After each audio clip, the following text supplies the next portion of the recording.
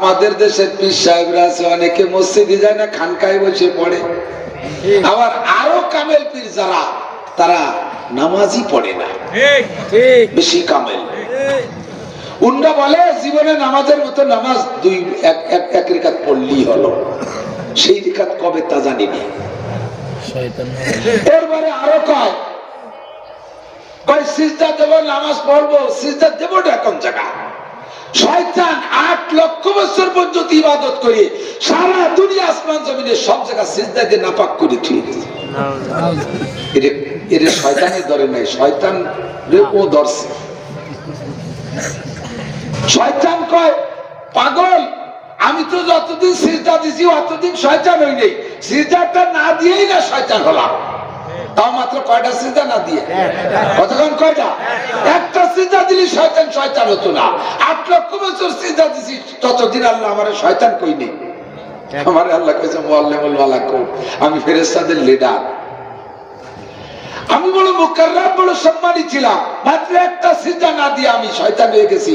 আর তুই সেই সাবালকের পরে 30-40 বছর সিজদা দিস না, তুই আমার সাথে কত বড় উপরের কয় ক্লাস উপরে তা তুই জানিস? আমি তোরে ধরি নে, তুই আমারে ধরছিস। ওরা শয়তানকে ধরছে, সিজদা দিয়ে জায়গা পায় না। আমার নবী নামাজ পড়েছেন জামাতে, বলেন কোন জায়গা? জামাতে। এবং নবী হওয়ার পর থেকে যেদিন থেকে নামাজ ফরজ হয়েছে জামাতের সাথে, সেই দিন থেকে নবী জামাতেই নামাজ পড়েছেন, ইমামতি করে নামাজ পড়েছেন। আখেরি জিন্দেগিতে যে 22 ওয়াক্ত হুজুর অসুস্থ ছিলেন, নামাজ পড়তে ইমামতি করতে পারেন নাই, এই 22 ওয়াক্ত অসুস্থ থাকার পরেও হুজুর ঘরে নামাজ পড়ে নাই। সাহাবায়ে কিরামদের 2 সাহাবার কাঁধে ভর দিয়া পা টানতে টানতে আশ্রাইতে গেছে, পুরো উঁচা করে নিতে পারে নাই। হযরত আলী এক পাশে, হযরত আব্বাস আর এক পাশে। সিদ্দিকা আয়েশা বলেন, যেই রাত্রে হুজুর সবে সাদেকের সময় মারা গেলেন, ওই রাত্রে ইশার নামাজ পড়ার সময় বিলাল যখন মসজিদে আজান দিয়েছে, আমার নবী এর আগে থেকে কখনো হুশ, কখনো বেহুশ, কখনো চেতনা, কখনো অচেতন। ইতিমধ্যে বিলালের আজান যখন কানে গেছে, তখন হুজুর হালকা হুশ হইছে। হুশ হয়ে আয়েশা, আমারে ওযু বানাই দাও। আমি শোয়া অবস্থায় ওযু বানাই দিলাম। আমাকে মসজিদে নেবে কে? দেখি হযরত আব্বাস আর আলী রাদিয়াল্লাহু তাআলা আনহুমা দুইজন আছে। আব্বাস একটু লম্বা ছিলেন, আলী বেশ বেটে ছিলেন। দুইজনে হুজুরকে কাঁধে করে নেবেন, হুজুরের 2 হাত দুইজনের কাঁধের পড়তেছে। আলী একটু খাটো, এই জন্য আলীর সাইডটা বাঁকা হয়ে গেছে। আব্বাস উঁচু, আব্বাসের পাশ উঁচু হয়ে গেছে। হযরত আয়েশা বলেন, হুজুরের এক পা উপরে মাটির থেকে উঁচায় আব্বাসের সাইডটা, আর আলী খাটো হিসাবে আলীর সাইডের পাটা মাটিতে টানতে টানতে যাইতেছে। আমি তো এই চোখের পানি বেলায় কাঁদতেছিলাম। আল্লাহু আকবার। এত বড় অসুস্থ, তারপরও নবী জামাত ছাড়ে না, ছাড়তেছেন না। এত অসুস্থতার ভিতর দিয়ে মসজিদে যাবেন, মসজিদে যাইয়া আল্লাহর নবী জামাতে, হযরত আবু বকরের পিছে বৈশা নামাজ পড়লেন। তারপরও নবী জামাত ছাড়েন নাই। নবী আমাদেরকে নামাজ জামাতে পড়ে দেখাই দিয়ে গেছে, এই জামাতে নামাজ পড়লে নবীর অনুকরণ হয়। বুড়ো বুড়ো মানুষ, বাবারা, কাম নাই কাজ নাই, সাত দোকানে বসে থাকতে পারেন 2-3 ঘন্টা, তাতে একটু অসুবিধা হয় না। গালে দাঁত নাই, টেলিভিশন দেখতে দেখতে আউড়ি গেছে, গুয়ে মাসে মুহির মধ্যে দেখ ঘুরলিতে বার হয়ে চলে আসে। বেড়াগুড়া নাই, ঢুকতেও বাদে না, আসতেও বাদে না। মসজিদে না আসলে সেই সময় না পারি নিয়ে, হাঁটুতে ব্যথা, পেটে গ্যাস। সাত দোকানে বসে মাঝে মাঝে এমন গ্যাস মারে, দোকানদার তুই কাপ কর, তুই বেলায় চলে যায়। মসজিদে যেতে ভালো লাগে। এই যে মসজিদ বাড়ির পাশে, মসজিদে কামত হয়, বুড়ো ঘরের মধ্যে কামত হয়, লগবার আছে, এই কামত দিচ্ছে। আপনারা যদি কয় যে ওই 1 কিলোমিটার হেঁটে গেলে ওই জায়গায় 1 হাঁড়ি ডিমে 5 টাকা লাভ, আপনি তাদি ভালো পারেন। বাড়ির ধারের দোকানে 1 হাঁড়ি ডিমের দাম 35-40 টাকা, আর ওই মেন রোডে হেঁটে গেলে, বিশ্ব রোডে, পুনার স্থানে হেঁটে গেলে 5 টাকা কম, 35 টাকা। ডেকরাতি সে জায়গা যাতে পারো, ঘরের পারো, মসজিদে আসতে পারো। আল্লাহর হুকুমের অনুসরণ করো, আতিউর রাসূল, আর রাসূলের হুকুমের এবং কাজের অনুকরণ করো। আমার নবী জামাতে নামাজ পড়েছেন, এক ওয়াক্ত নামাজ যদি জামাতে পড়া হয় তাহলে আপনার আমলনামায় লেখা হবে। জামে মসজিদে যে যদি এক ওয়াক্ত নামাজ জামাতে পড়তে পারেন আপনার আমলনামায় লেখা হবে 527 ওয়াক্ত নামাজের সওয়াব। একটুও লাভ বুঝলেন না বাজার? 527 ওয়াক্ত নামাজ মানে কি? জীবনে কত মাইর দিয়ে বসে দিয়েছেন জানেন? আল্লাহ মেহেরবান, আল্লাহ গ্যাপ গর্ত পুরো করার জন্য সুযোগ বের করে রাখছে। 15 বছর বয়সে সাবালেগ হইছেন, 40 বছর বয়স পর্যন্ত নামাজের কাছেও যান নাই, তাহলে কয় বছর কাজা হয়েছে? 25 বছরে আপনার 50,000 ওয়াক্ত নামাজ কাজা করছেন। 50,000 ওয়াক্ত নামাজ কাজা আপনি পুরোবেন কি দিয়ে? মসজিদে যে যদি জামাতে এক ওয়াক্ত পড়েন আল্লাহ তাআলা আপনাকে 527 ওয়াক্তের সওয়াব দেবে। এই যে অতিরিক্ত বোনাস যেটা দিল ওইটা দিয়ে আল্লাহ পিছনের গর্ত বন্ধ করে দেবে। আর তাও যদি বুড়ো কালে মসজিদে না যাই ঘরের মধ্যে বসে লকবার হবেন আর কিরাতের যে ভাব ও ফেরেশতারা খাতায় লেখে না কাকা, ও ফেরেশতারা খাতায় লেখে না, যা পড়তিছে তা আমি পড়তেও দিছে ভাই না। এত বেকায়দার বেকায়দা ইকামত দেয়। আশহাদুন্নাল্লাহ ইল্লাল্লাহ, আশহাদুন্নাল্লাহ ইল্লাল্লাহ শুনছেন এখন?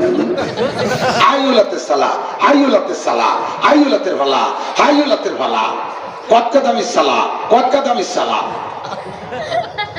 ইকামত দিচ্ছে। আবার মসজিদে যায় না, আছে না নাই? আমাকে মৌলানা মুজিবুর রহমান যুক্তিবাদীর এক ওয়াজ মনে পড়ছে। উনি গেছে লন্ডন, তো লন্ডন যাই দেখ মসজিদে বাঙালি মুয়াজ্জিন আজান দিছে, ইকামত দিছে। ওই সময় কিছু কই নেই, আগে চিন্তিত হবে কোন দেশে, পরে কি দেখি বসছে যেটা বাঙালি। তারে জিজ্ঞেস করছে তুই এই ইকামতে কি করলি? কি কইছে? একামতে একেবারে পুরস্কার পরিষ্কার শোনা গেছে, হাইয়ালাল বলার সময় হালার গো তালা, হালার গো তালা। কি করলি তুই? হালা হাইয়ালাল তাই 1 লাখ টাকা বেতন। হালা হাইয়ালাল ভালা কথা হালার গো তালা কইছে তাই 1 লাখ টাকা বেতন। আর ভালো যে করলি কত অত ওতেই আমার হয়ে যায়। মসজিদে না আইসা বাড়ির বসে হালার গো তালা কবে শেখতেন ওরা, শেখারও রাজি না। আতিউল্লাহ ওয়া আতিউর রাসূল, আল্লাহর হুকুমের অনুসরণ করো, নবীর কর্মকাণ্ড আর আদেশের অনুকরণ করো। আমার নবী জামাতে নামাজ পড়েছেন, জীবনের শেষ ওয়াক্ত পর্যন্ত যেন জামাতে নামাজ পড়তে পারি। একটু বলেন আমিন, একটু কর না আমিন।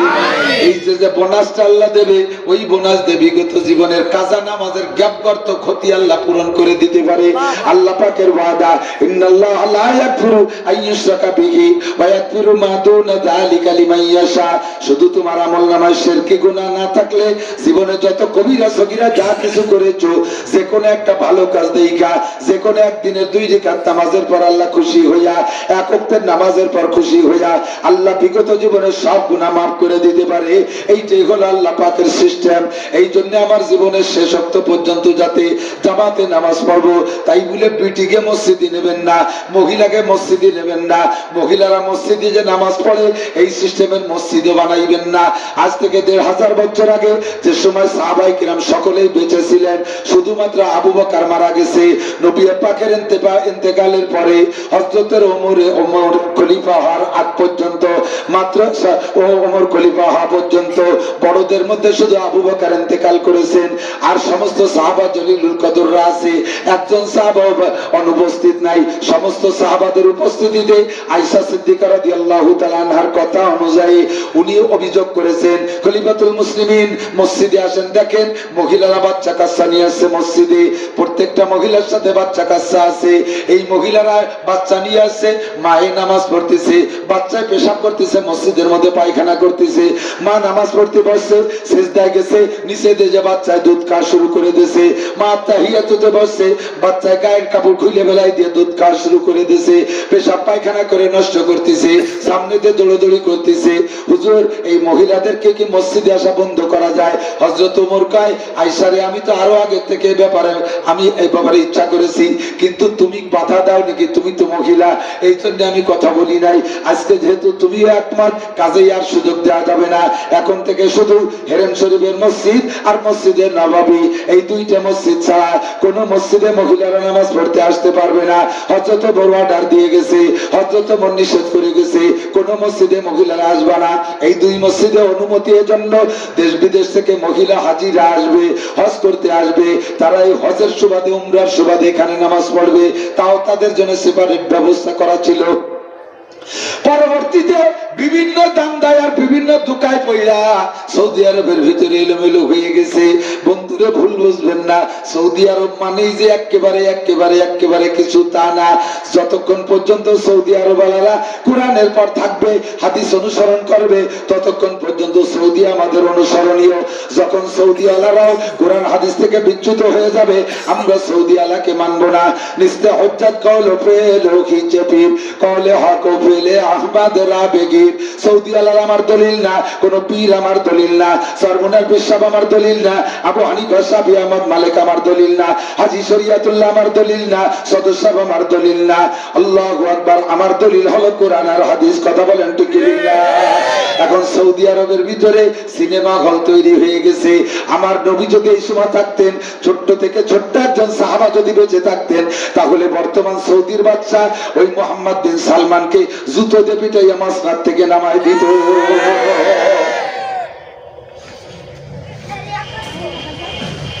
সৌদির বাদশা মোহাম্মদ বিন সালমান, মক্কার বাদশা, মদিনার বাদশা, যেই জমিনের উপর যে জিবরাইল চলাফেরা করেছে, সেই জমিনের উপর যে তাদের বংশধর সাহাবায়ে কিরাম বিচরণ করেছে, যেই জমিনে বিশ্ব নবীর জন্ম, বিশ্ব নবীর পদাচরণ, সেই জমিনের ভিতরে বাংলাদেশের খান্নাস, বাংলাদেশের খবিস, বাংলাদেশের দায়ুস মমতাজ রে নিয়ে সেই দেশে কনসার্ট করে। এর চাইতে বড় ন্যাক্কারজনক কাজ হইতে পারে না। কাজে দেখতেছি সৌদি আরবও তারা নষ্ট হয়ে গেছে, তাদের কোন কাজ আমাদের জন্য দলিল হিসেবে গ্রহণ হতে পারে না। ঠিক না? কয়েকদিন আগে আমার বাংলাদেশের সোনার সন্তানরা কুয়েতে যাইয়া হুফাজুল কোরআনের পক্ষ থেকে হেফজ প্রতিযোগিতায় 111 দেশে শ্রেষ্ঠ হয়ে আসছে। সৌদি মক্কায় হেরেম শরীফের ভিতরে প্রতিযোগিতায় বাংলাদেশের হাফেজ শ্রেষ্ঠ হয়ে আসছে। কাতারে যে 1 নাম্বার, ওমানে যে 1 নাম্বার, ইন্ডিয়ায় যে নাম্বার, এত দেশে যে বাংলাদেশের চেহারাকে উজ্জ্বল করে আসতেছে। এর ভিতরে বাংলাদেশের এই খান্নাসটা, এই দায়ুসটা উমরার নাম নিয়ে যাইয়া, ওরে উমরার নাম নিয়ে যাইয়া জেদ্দায় কনসার্ট করছে, সেই জায়গা যে গান গায়, সেই জায়গা যাইয়া ওর কি মনের কোকিল না মনের কোকিলি, সেই জায়গা যে গান গাইছে। আমি যদি এম্বাসিতে থাকতাম, তাহলে ওরা জীবনে কোনোদিন উমরার ভিসা দিতাম না। আমরা বাংলাদেশ, আমরা গোপালগঞ্জের সন্তান হিসেবে অনুরোধ করবো মাননীয় সরকারকে, এই জাতীয় খান্নাসদের থেকে জাতীয় সংসদকে পবিত্র রাখা উচিত। কথা বলেন তো? এদের মতো কুলাঙ্গার থেকে জাতীয় সংসদকে পবিত্র রাখা উচিত। সংসদ ভবন এদের জন্য নয়। ঠিক কি ঠিক না? যদি মহিলা আসনে লোক লাগে, তাহলে মহিলা আসনে ভালো জাতের মাইয়া, বংশীয় মাইয়া, দিনদার মাইয়া, শিক্ষিত মাইয়ের অভাব বাংলাদেশে নাই। ঠিক কি ঠিক না? ও দোস্ত, কাজেই সৌদি আরব আমার কোন মডেল না, আমার মডেল হলো কোরআন আর হাদিস। সিদ্দিকা আয়েশা বললেন, হযরত ওমর বন্ধ করে দিয়েছে, মহিলারা মসজিদে যাবে না, মহিলারা খোলা ময়দানে বয়ান করবে না। আমার বাংলাদেশে সেদিনকে দেখে আমার কাছে কোন জায়গা মাহফিলে গেছে যেন মনে নাই, আমার কাছে পোস্টার একটা দিয়েছে, হুজুর এই পোস্টারটা একটু পড়ে মাইকিং করে দেন, মাইকি বলে দেন হজের শেষে। আমি বলে দিই যে তাফসীরুল কোরআন মাহফিল, বিশাল তাফসীরুল কোরআন মাহফিল, 2 দিন ব্যাপী তাফসীর, তার প্রধান বক্তা মুফাসসিরে কোরআন লতিফা বেগম। মুফাসসিরে কোরআন লতিফা বেগম বিটি ওয়াজ করবে। আমি বললাম কি মাইকি করবে না এমনি মুখে করবে? কাজী হুজুর মাইক থাকবে, প্রজেক্টর থাকবে, আরো অনেক কিছু থাকবে, এতে বয়ান করবে। আমি কি তাই আমি মাইকিং করে দেব? আমি যদি ভাই রেঞ্জের মাথায় পাই তো ওই মুফাসসিরের মুখে জুতো দিয়ে পিটান দেব। ও তাফসীর করবে, তাফসীরের ভিতরে যত পুরুষে তার বয়ান শুনবে, সমস্ত পুরুষের সাথে আলাদা আলাদা পার্সোনাল নির্জনে যাইয়া জিনা করলে যে গুনাহ হবে, ওই তাফসীরের ভিতরে সেই গুনাহ হবে। ও কোরআন তিলাওয়াত করবে জোরে, যত পুরুষের শুনবে তত পুরুষের সাথে তার জিনার গুনাহ হবে। আর পুরুষগুলো শুনে জিনার গুনাহ কামাই করবে। মহিলাদের আওয়াজ, পায়ের আওয়াজ পর্যন্ত পর্দায় রাখা ফরজ। কথা বলে কোরআন শরীফের অর্ডার, সাইড দেওয়ালের ভিতরে মহিলারা বাড়ির মধ্যে হাঁটবে, তাও মাটিতে পা আস্তে রাখবে, শরীরে ঝাঁকুনিতে গায়ে অলঙ্কারের শব্দ ওয়াল টপকায়, বাইরে গেলে যে পুরুষের কানে যাবে ওই পুরুষের সাথে জেনা। এই পাশে ক্যাসন মেসের রওনা আছে, ভলেন্টিয়ার 2-3 জন যাও তো, এগুলা মানে দোকান কাছে কাছে বসে নাকি দোকানদার শুদ্ধ বাড়াই দাও। আল্লাহ, মহিলারা মসজিদে যাইতে পারবে না, মহিলারা বয়ান করতে পারবে না, মহিলারা ওয়াজ করতে পারবে না, মহিলারা ভাষণ দিতে পারবে না, মহিলারা তবলিগে যাইয়া এইভাবে পুরুষের ভিতরে বয়ান করতে পারবে না, মহিলারা বাড়ির মধ্যে তালিম করবে, এই তালিমের আওয়াজ রাস্তায় গেলে কবিরা গুনাহ হবে, মুনাজাতের আওয়াজ রাস্তায় পুরুষে শুনলে কবিরা গুনাহ হবে, মহিলারা তিলাওয়াতের আওয়াজ তিলাওয়াত যদি করে ওই তিলাওয়াতের আওয়াজও বাইরে গেলে পর পুরুষের কানে গেলে কবিরা গুনাহ হবে, জিনার গুনাহ হবে, জিনার গুনাহ হবে। কাজেই মহিলাদের সবকিছু থাকবে করনা ফি বুয়ুতিকুন্না, ঘরের ভিতরে আবদ্ধ থাকবে, ওয়ালা তাবাররাজনা তাবাররুজাল জাহিলিয়াতিল উলা, পূর্বেকার বর্বর যুগের নারীদের মতো মহিলারা ধর্ম প্রচারের জন্য, ধর্ম প্রচারের নামে অন্য জাতিকে বলা হয় বর্বর যুগের নারীদের মতো বাইরে যেতে পারবে না।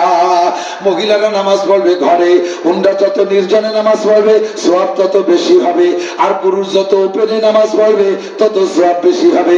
মহিলাদের ইবাদত গোপনে আর পুরুষের ইবাদত ওপেনে। কথা বলেন ঠিক কি ঠিক না? আল্লাহ পাক রব্বুল আলামিন বলেন, ওয়া আতিউর রাসূল, রাসূলের হুকুমের অনুকরণ করো, রাসূলের কাজের অনুকরণ করো। আমার নবী রোজা রেখে দেখাইছে যেমন আমরা রোজা রাখবো তেমন, নবী চুল রেখে দেখাইছে যেমন আমি চুল রাখবো তেমন, নবী দাড়ি রেখে দেখাইছে যেমন আমিও দাড়ি রাখবো তেমন, নবীর মোজ যেমন আমার মোজ তেমন, নবীর খানা পদ্ধতি যেমন আমার খানা পদ্ধতি তেমন। কথা বলেন না? বলো নবী পাক সাল্লাল্লাহু আলাইহি ওয়াসাল্লামের অনুকরণ করা। এখন নবী নাই, আমরা কার অনুকরণ করব?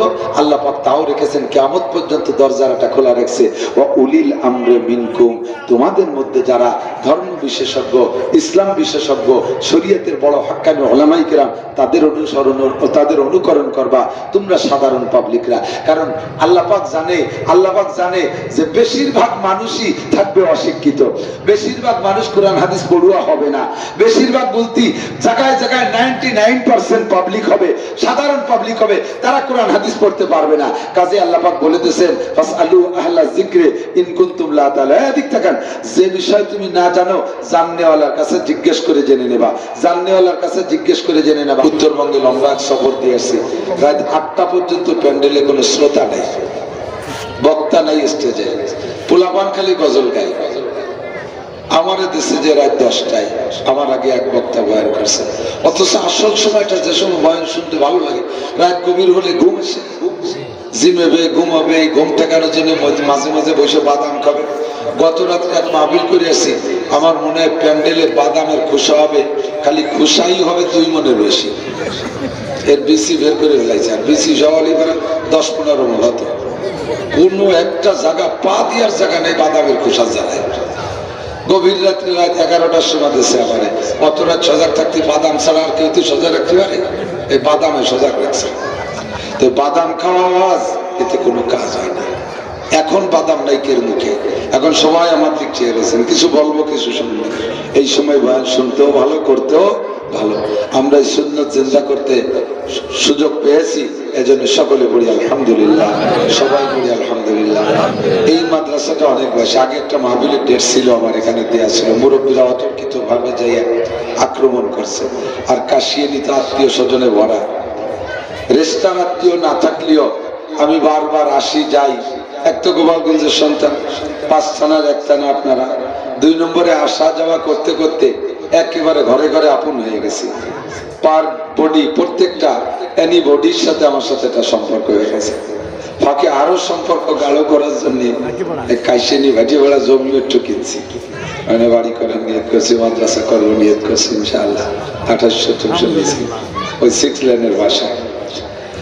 তো সব মিলে আপনাদের সাথে সম্পর্ক, এই কারণে মনে করে যে বাড়ির দ্বারের হুজুর যাই এই জাল খেয়াও দিয়ে বাধাই নিয়ে ধরিয়ে আসবানি, সেইভাবেই যাই বাধাই ফেলাইছে। কিন্তু আল্লাহ ছুটো দিয়েছে কত বৃষ্টিতে পানি।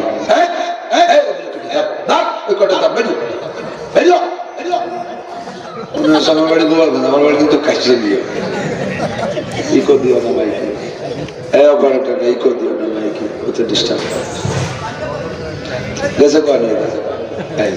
মাইক ধরাই দিয়ে বিড়ি খাতে চলে যায়।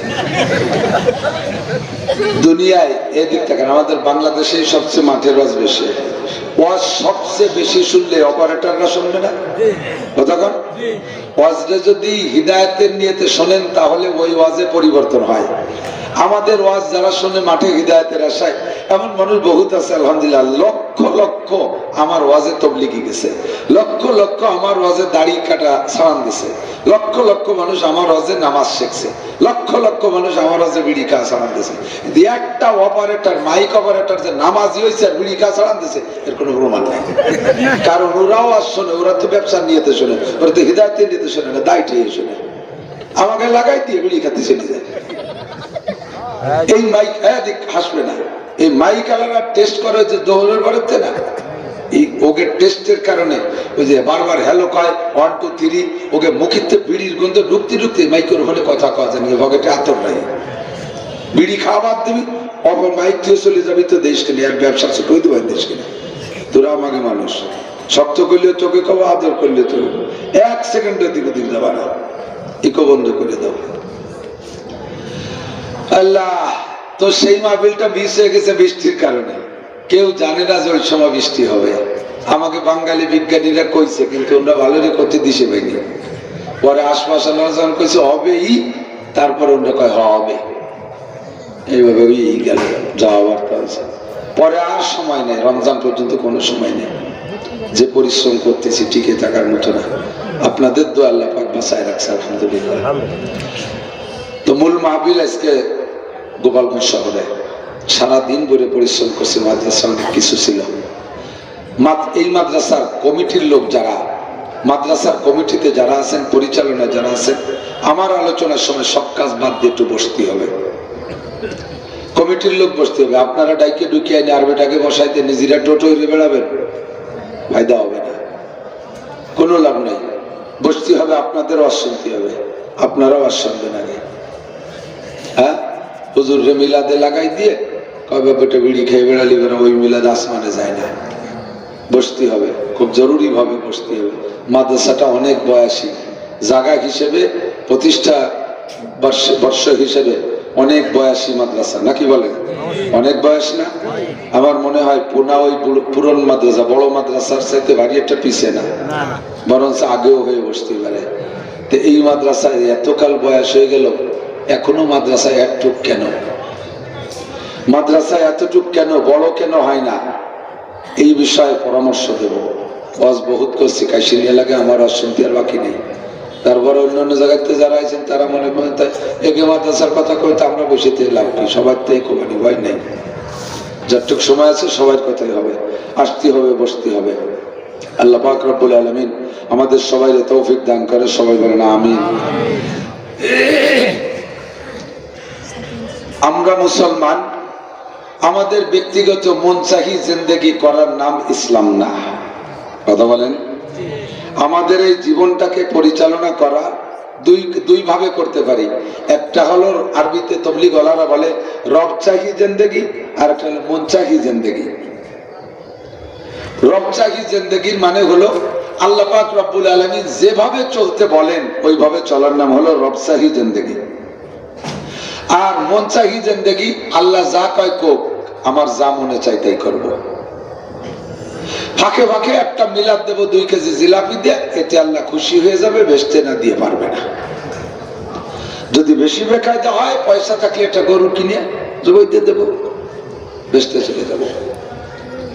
2 কেজি জিলাপি আর একটা গরুর কাছে যদি বেচতে বিক্রি করা যাইতো, বেচতে বিক্রি হতো, আর ওইতে যদি বেচতে কিনা যাইতো, তাহলে সাহাবাই কিরাম গরুর গলা কাটাই দিয়ে বেচতে, কিন্তু নিজের গলা কাটাতো না, কথা বল না? যদি এমন সামান্য কিছু খরচের বিনিময়ে জান্নাত কিনা যাইতো, তাহলে সাহাবাই কেরাম লক্ষ লক্ষ কোটি কোটি টাকার সম্পত্তি মক্কায় ফেলে রেখে নবী পাকের পিছে পিছে মদিনায় যাইয়া মুসাফির হইয়া, শরণার্থী হইয়া, রাস্তাঘাটের পাশে কোনো মতে ঝুপড়ি ঝাপড়ির মধ্যে বসবাস করতো না। ওই সৌদি আরব থাইকা মোটা এক দাগ জমি বিক্রি করে বেচতে কিনে বসে থাকতো, আর যা খুশি তাই করতো, কথা বলেন না কেন? আমার জিন্দেগি হবে কি চাহি? রব চাহি। একটু বারবিতে বলেন, কি চাহি? রব চাহি। আল্লাহ যা বলেন তাই মানবো। আল্লাহ যাহা বলবেন তাহা মানবো। আল্লাহ পাক রব্বুল আলামিন বলেন, নবীকে বলছেন তুমি বলে দাও। নবী চলে যাওয়ার সময় আমাকে দায়িত্ব দিয়ে গেছে। বলবেন যে আপনি কি নবীর দ্বারা ছিলেন নাকি, আপনারা দায়িত্ব দিয়েছেন? আমাকে মুরব্বীকে দায়িত্ব দিয়েছে, সেইভাবে বাপপাতি বাতি আমি একটু পাইছি। আল্লাহ নবী বলেন, ইন্নাল উলামা ওয়ারাসাতুল আম্বিয়া ওয়া ইন্নাল আম্বিয়া লাম ইয়ারিসু দিনারা ওয়ালা দিরহামা ইন্নামা ওয়ারাসুল ইলম ফামান আখাযাহু আখাযা বিহাজ্জিন ওয়াফির। আল্লাহ নবী বলেন, ইন্নাল উলামা ওয়ারাসাতুল আম্বিয়া, 2.5 থেকে 3 লক্ষ নবী রাসূল ধীরে ধীরে চলে গেছে। আখিরি নবী বিশ্ব নবী মুহাম্মদুর রাসূলুল্লাহ সাল্লাল্লাহু আলাইহি ওয়াসাল্লাম নবী আমার বলেন, আনা খাতামুন নবিয়্যিন লা নাবিয়্যা বাদি, আমি হলাম শেষ নবী, আমার পরে কোন নবী আসবে না। আল্লাহ পাক কোরআনে কারীমের ভিতরে নবী পাকের খাতাম হওয়ার সার্টিফিকেট দিয়ে আল্লাহ বলতেছেন, মা কানা মুহাম্মাদুন আবা আহাদিন মির রিজালিকুম, মুহাম্মদ সাল্লাল্লাহু আলাইহি ওয়াসাল্লাম তোমাদের কারো কোনো পুরুষের আব্বা নয়। মুহাম্মদ সাল্লাল্লাহু আলাইহি ওয়াসাল্লামকে আব্বা বলবা না, উনি তোমাদের কারো আব্বা নয়। ওয়ালাকিন রাসূলুল্লাহ, উনি হলেন আল্লাহর রাসূল। ওয়া খাতাবান নবিয়্যিন, যত নবী রাসূল বরাদ্দ ছিল দুনিয়া মানব জাতির হিদায়াতের জন্য, রাহবারি করার জন্য, ওয়াজ করার জন্য, বয়ান বক্তৃতা দেওয়ার জন্য, উম্মতকে হিদায়াতের পথ জান্নাতের পথ দেখানোর জন্য যত নবী রাসূল বরাদ্দ ছিল, আদম থেকে একে একে সব নবী চলে গেছেন। ওয়া খাতাবান নবিয়্যিন, এই মুহাম্মদ সাল্লাল্লাহু আলাইহি সাল্লাম সমস্ত নবীদের শেষ নবী। খাতাম মানে মোহর, খাতাম মানে সিল। একটা জিনিস তৈরি কইরা যদি সিল লাগায় দেয় ওইটা ফাইনাল হয়ে যায়।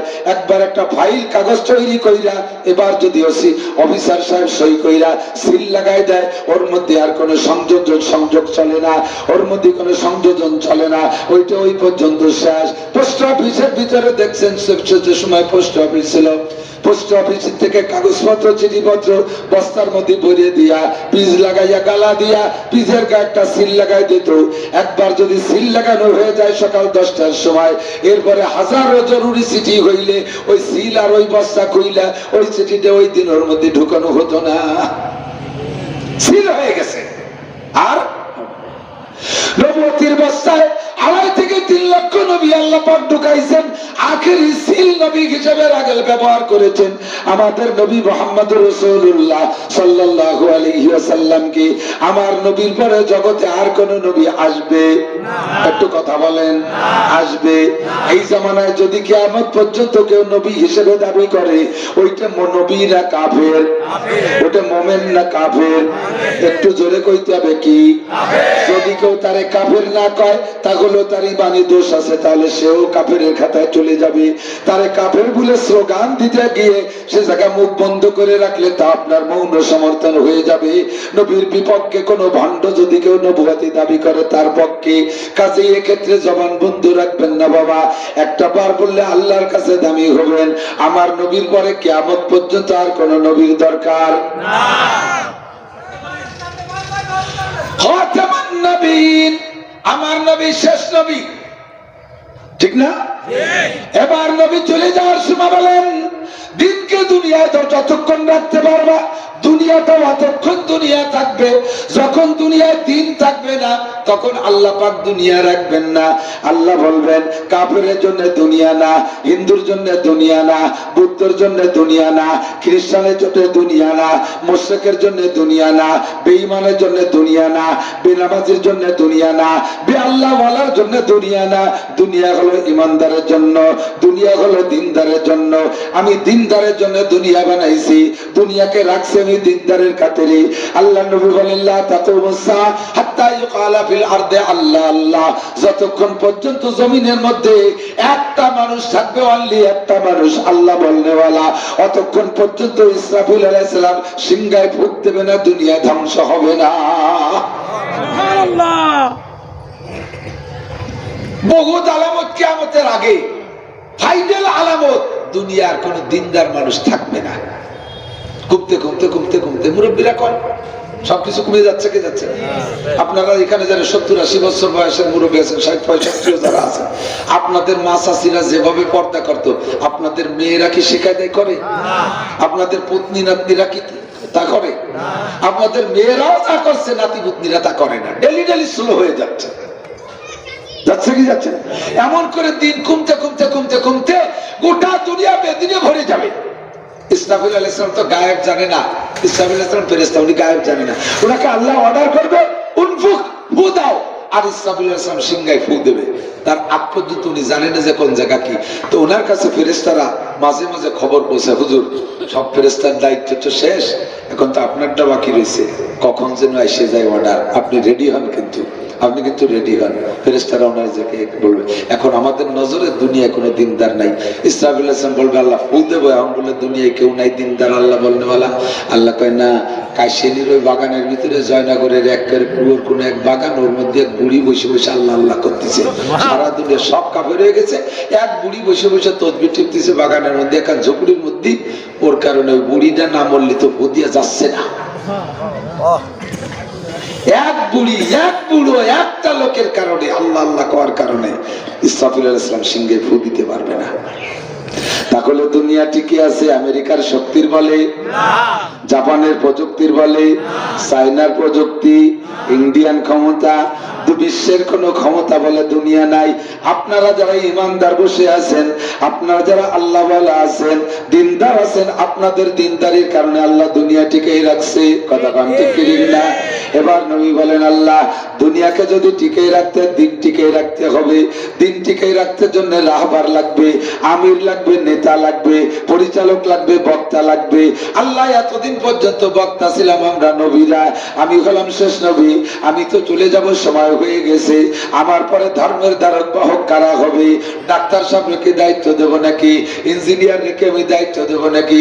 মাস্টার প্রফেসর রে যদি আমি 3 চিল্লেতে ঘুরে আনি তাহলে কি তারে দায়িত্ব দেওয়া যাবে? আল্লাহ পাক বলেন না, ইন্নামা ইয়াখশাল্লাহ মিন ইবাদিহিল উলামা, যারা আমারে বেশি ভয় পায় তাদেরকে দায়িত্ব দিবা।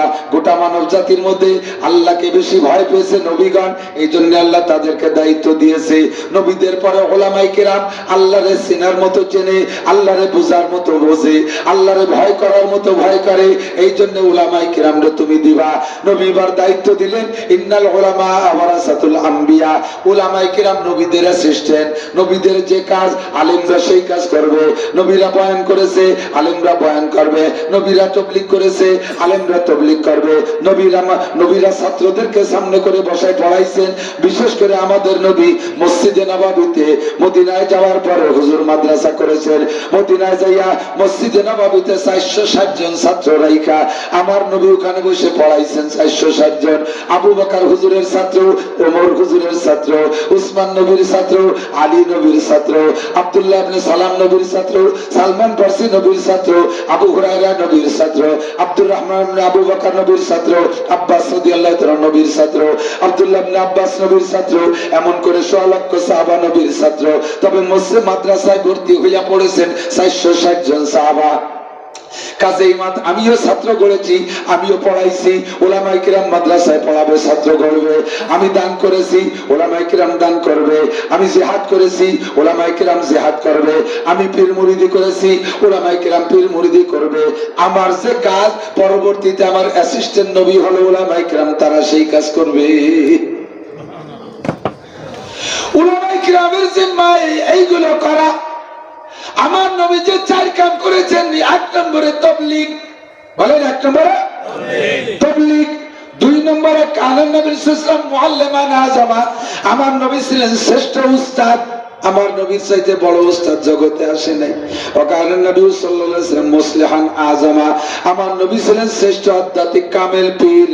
আমার নবীর চাইতে বড় পীর আসে নাই। কথা বলেন ঠিক। 3 নম্বরে ওয়াকানান নবী সাল্লাল্লাহু আলাইহি ওয়াসাল্লাম মুজাহিদান আযমা, আমার নবী ছিলেন শ্রেষ্ঠ যোদ্ধা, শ্রেষ্ঠ রাজনীতিবিদ। এবার আল্লাহ পাক নবীকে দায়িত্ব দিয়েছেন, নবী তুমি উম্মতের কাছে বলে দাও, আর তুমি এবার উম্মতের আলেমদের কাছে দায়িত্ব দাও। নবী পাককে অর্ডার করেছেন, সাহাবায়ে কিরামদের কাছে বর্ণনা করেছেন। এবার নবী যার সময় আমাদের উলামায়ে কিরামকে অ্যাসিস্ট্যান্ট নবী বানায় গিয়েছেন, তাই আমাদের দায়িত্ব। আল্লাহ পাক বলেন, কুল আতিউল্লাহ ওয়া আতিউর রাসূল ওয়া উলিল আমরি মিনকুম। হে জনগণ, তোমরা মানবা কার কথা, অনুসরণ করবা কার কথা, কাকে মেনে চলবা? আল্লাহ পাক শিখিয়ে দিয়েছেন, মাওলানা তুমি বলে দাও উম্মতকে আতিউল্লাহ, অনুসরণ হবে আল্লাহর। জোরে বলেন কার? আল্লাহ। অনুসরণ কার? অনুসরণ এদিক বোঝেন, একটু পাক্কা পাক্কা খালেজ করে বুঝে নেন, পৃথক করে বুঝে নেন। অনুসরণ আর অনুকরণ দুইটা শব্দ। আমরা একই সাথে বলি অনুসরণ অনুকরণ, বুঝে শুনে কইতে হবে। অনুসরণ আর অনুকরণ, কে কাজকে দেখে হুবহু করার নাম হলো অনুকরণ, কর্মের হুবহু করার নাম অনুকরণ। কেউ যেটা করছে হুবহু তাই করার নাম অনুকরণ, আর করে নাই এমনি অর্ডার করছে, তার কথাকে স্মরণ রেখে হুবহু সেইভাবে করার নাম হলো অনুসরণ। আল্লাহর হুকুমের অনুসরণ হবে, আল্লাহর হুকুমের অনুসরণ, কারণ আল্লাহ তো কোনো কিছু করেই দেখায়নি। আল্লাহর কর্ম দেখে কর্ম করবো তা না, আল্লাহর হুকুম শুনে আমল করবো, এর নাম হলো অনুসরণ। আল্লাহ নামাজ পড়ে দেখাইছে, আল্লাহ রোজা রেখে দেখাইছে, আল্লাহ হজ করে দেখাইছে, আল্লাহ ওযু বানায় দেখায় নাই, আল্লাহ সিজদা দিয়ে দেখায় নাই, আল্লাহ রুকু করে দেখায় নাই, আল্লাহ মেসক করে দেখায় নাই, আল্লাহ টুপি পরে দেখায় নাই, আল্লাহ দাড়ি রেখে দেখায় নাই, আল্লাহ মোজ কাইটে দেখায় নাই, আল্লাহ দস্তরখান বিছায় দেখায় নাই, আল্লাহ কোন আমল করে দেখায় নাই।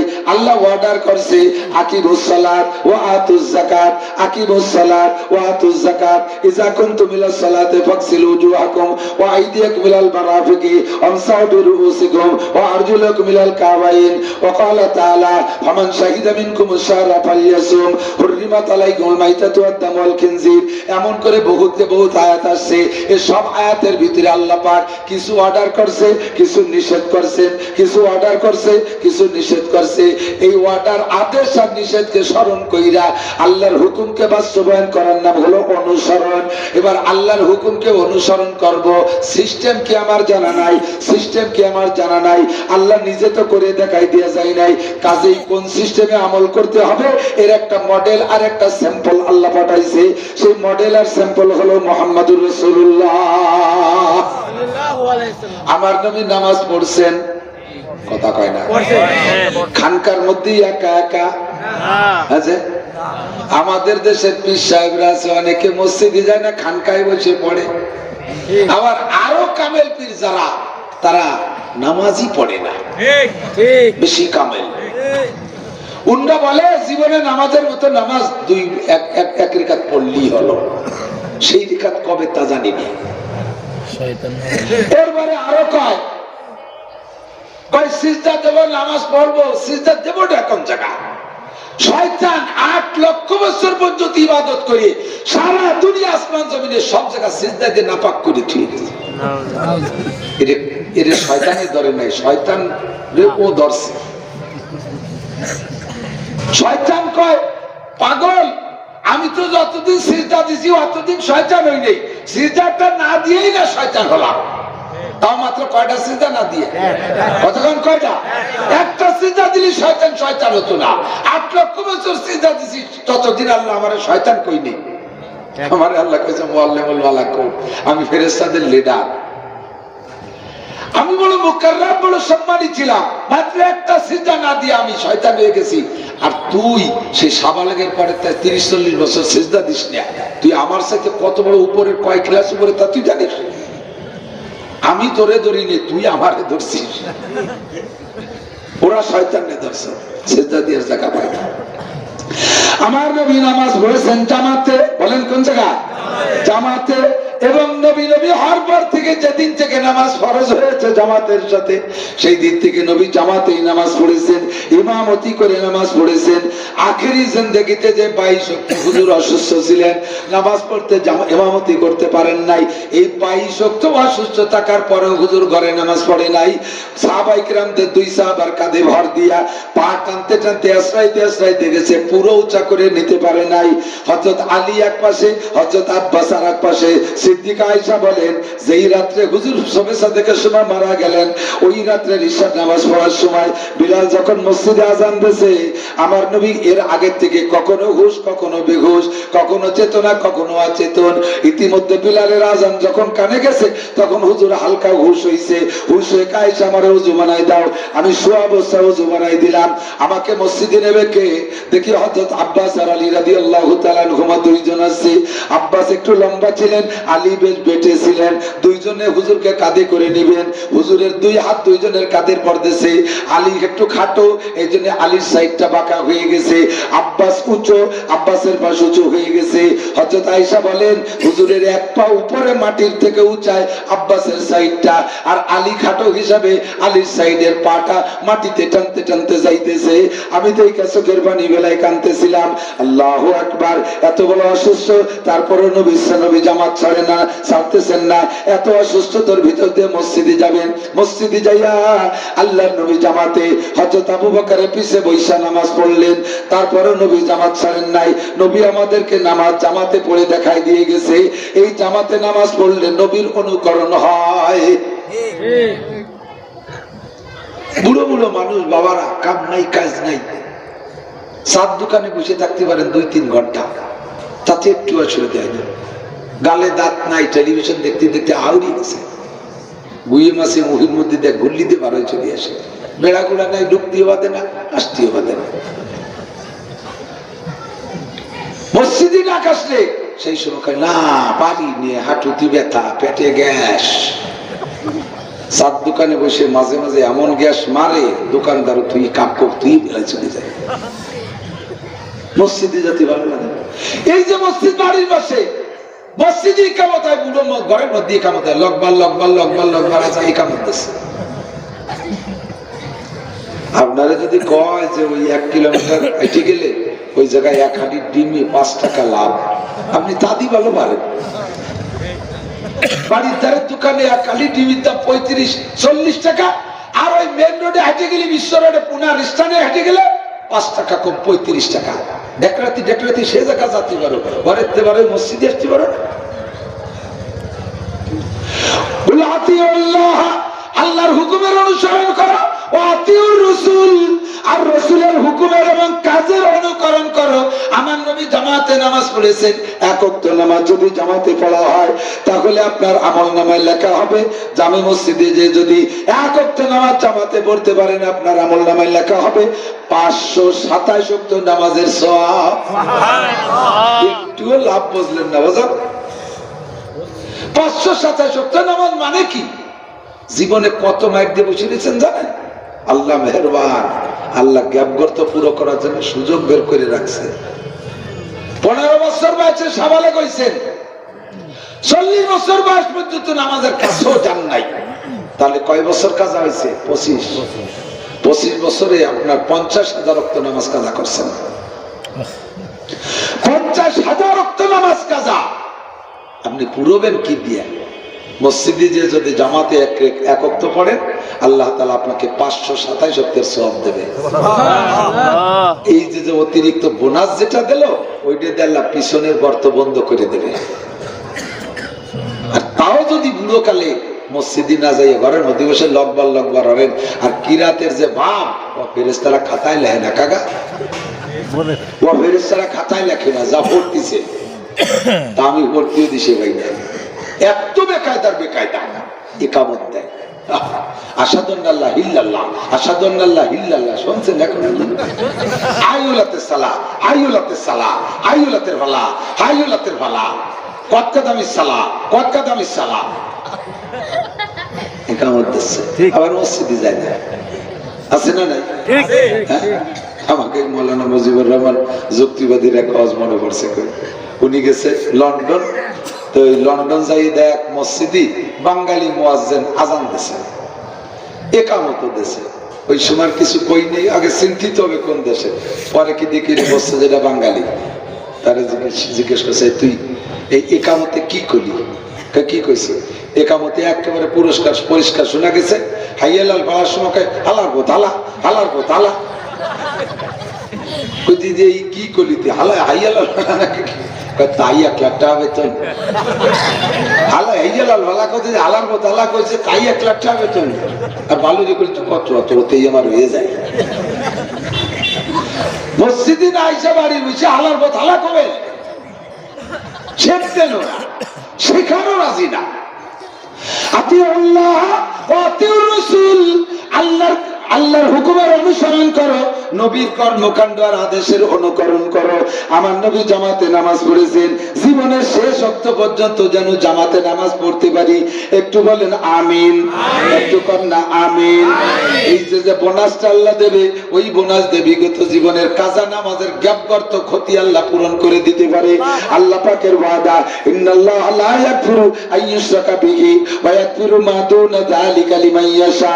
শুধু তোমার আমলনামায় শিরকি গুনাহ না থাকলে জীবনে যত কবিরা সগীরা যা কিছু করেছো, যে কোনো একটা ভালো কাজ দেইখা, যে কোনো একদিনের 2 রাকাত নামাজের পর আল্লাহ খুশি হইয়া, এক ওয়াক্তের নামাজের পর খুশি হইয়া আল্লাহ বিগত জীবনের সব গুনাহ মাফ করে দিতে পারে।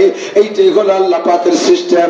এই জন্য আমার জীবনের শেষ ওয়াক্ত পর্যন্ত যাতে জামাতে নামাজ পড়বো, তাই বলে বিটিকে মসজিদে নেবেন না, মহিলাকে মসজিদে নেবেন না, মহিলারা মসজিদে যে নামাজ পড়ে এই সিস্টেমের মসজিদও বানাইবেন না।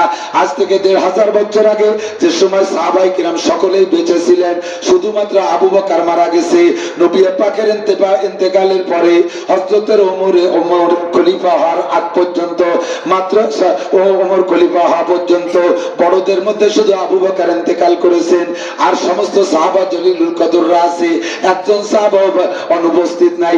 সমস্ত সাহাবাদের উপস্থিতিতে আয়েশা সিদ্দিকা রাদিয়াল্লাহু তাআলা আনহার কথা অনুযায়ী উনি অভিযোগ করেছেন, খলিফাতুল মুসলিমিন মসজিদে আসেন, দেখেন মহিলারা বাচ্চা কাচ্চা নিয়ে আসছে মসজিদে, প্রত্যেকটা মহিলার সাথে বাচ্চা কাচ্চা আছে। এই মহিলারা বাচ্চা নিয়ে আসছে, মায়ে নামাজ পড়তেছে, বাচ্চায় পেশাব করতেছে, মসজিদের মধ্যে পায়খানা করতেছে, মা নামাজ পড়তে বসছে, সিজদায় গেছে, নিচে দিয়ে যে বাচ্চায় দুধ খাওয়া শুরু করে দিয়েছে, মা তাহিয়াতুতে বসছে, বাচ্চায় গায়ের কাপড় খুলে বেলায় দিয়ে দুধ খাওয়া শুরু করে দিয়েছে, পেশাব পায়খানা করে নষ্ট করতেছে, সামনে দিয়ে দৌড়াদৌড়ি করতেছে। হুজুর, এই মহিলাদেরকে কি মসজিদে আসা বন্ধ করা যায়? হযরত ওমর কয়, আয়েশা রে, আমি তো আরো আগে থেকে এই ব্যাপারে ইচ্ছা করেছি, কিন্তু তুমি বাধা দাও নাকি, তুমি তো মহিলা, এই জন্য আমি কথা বলি নাই।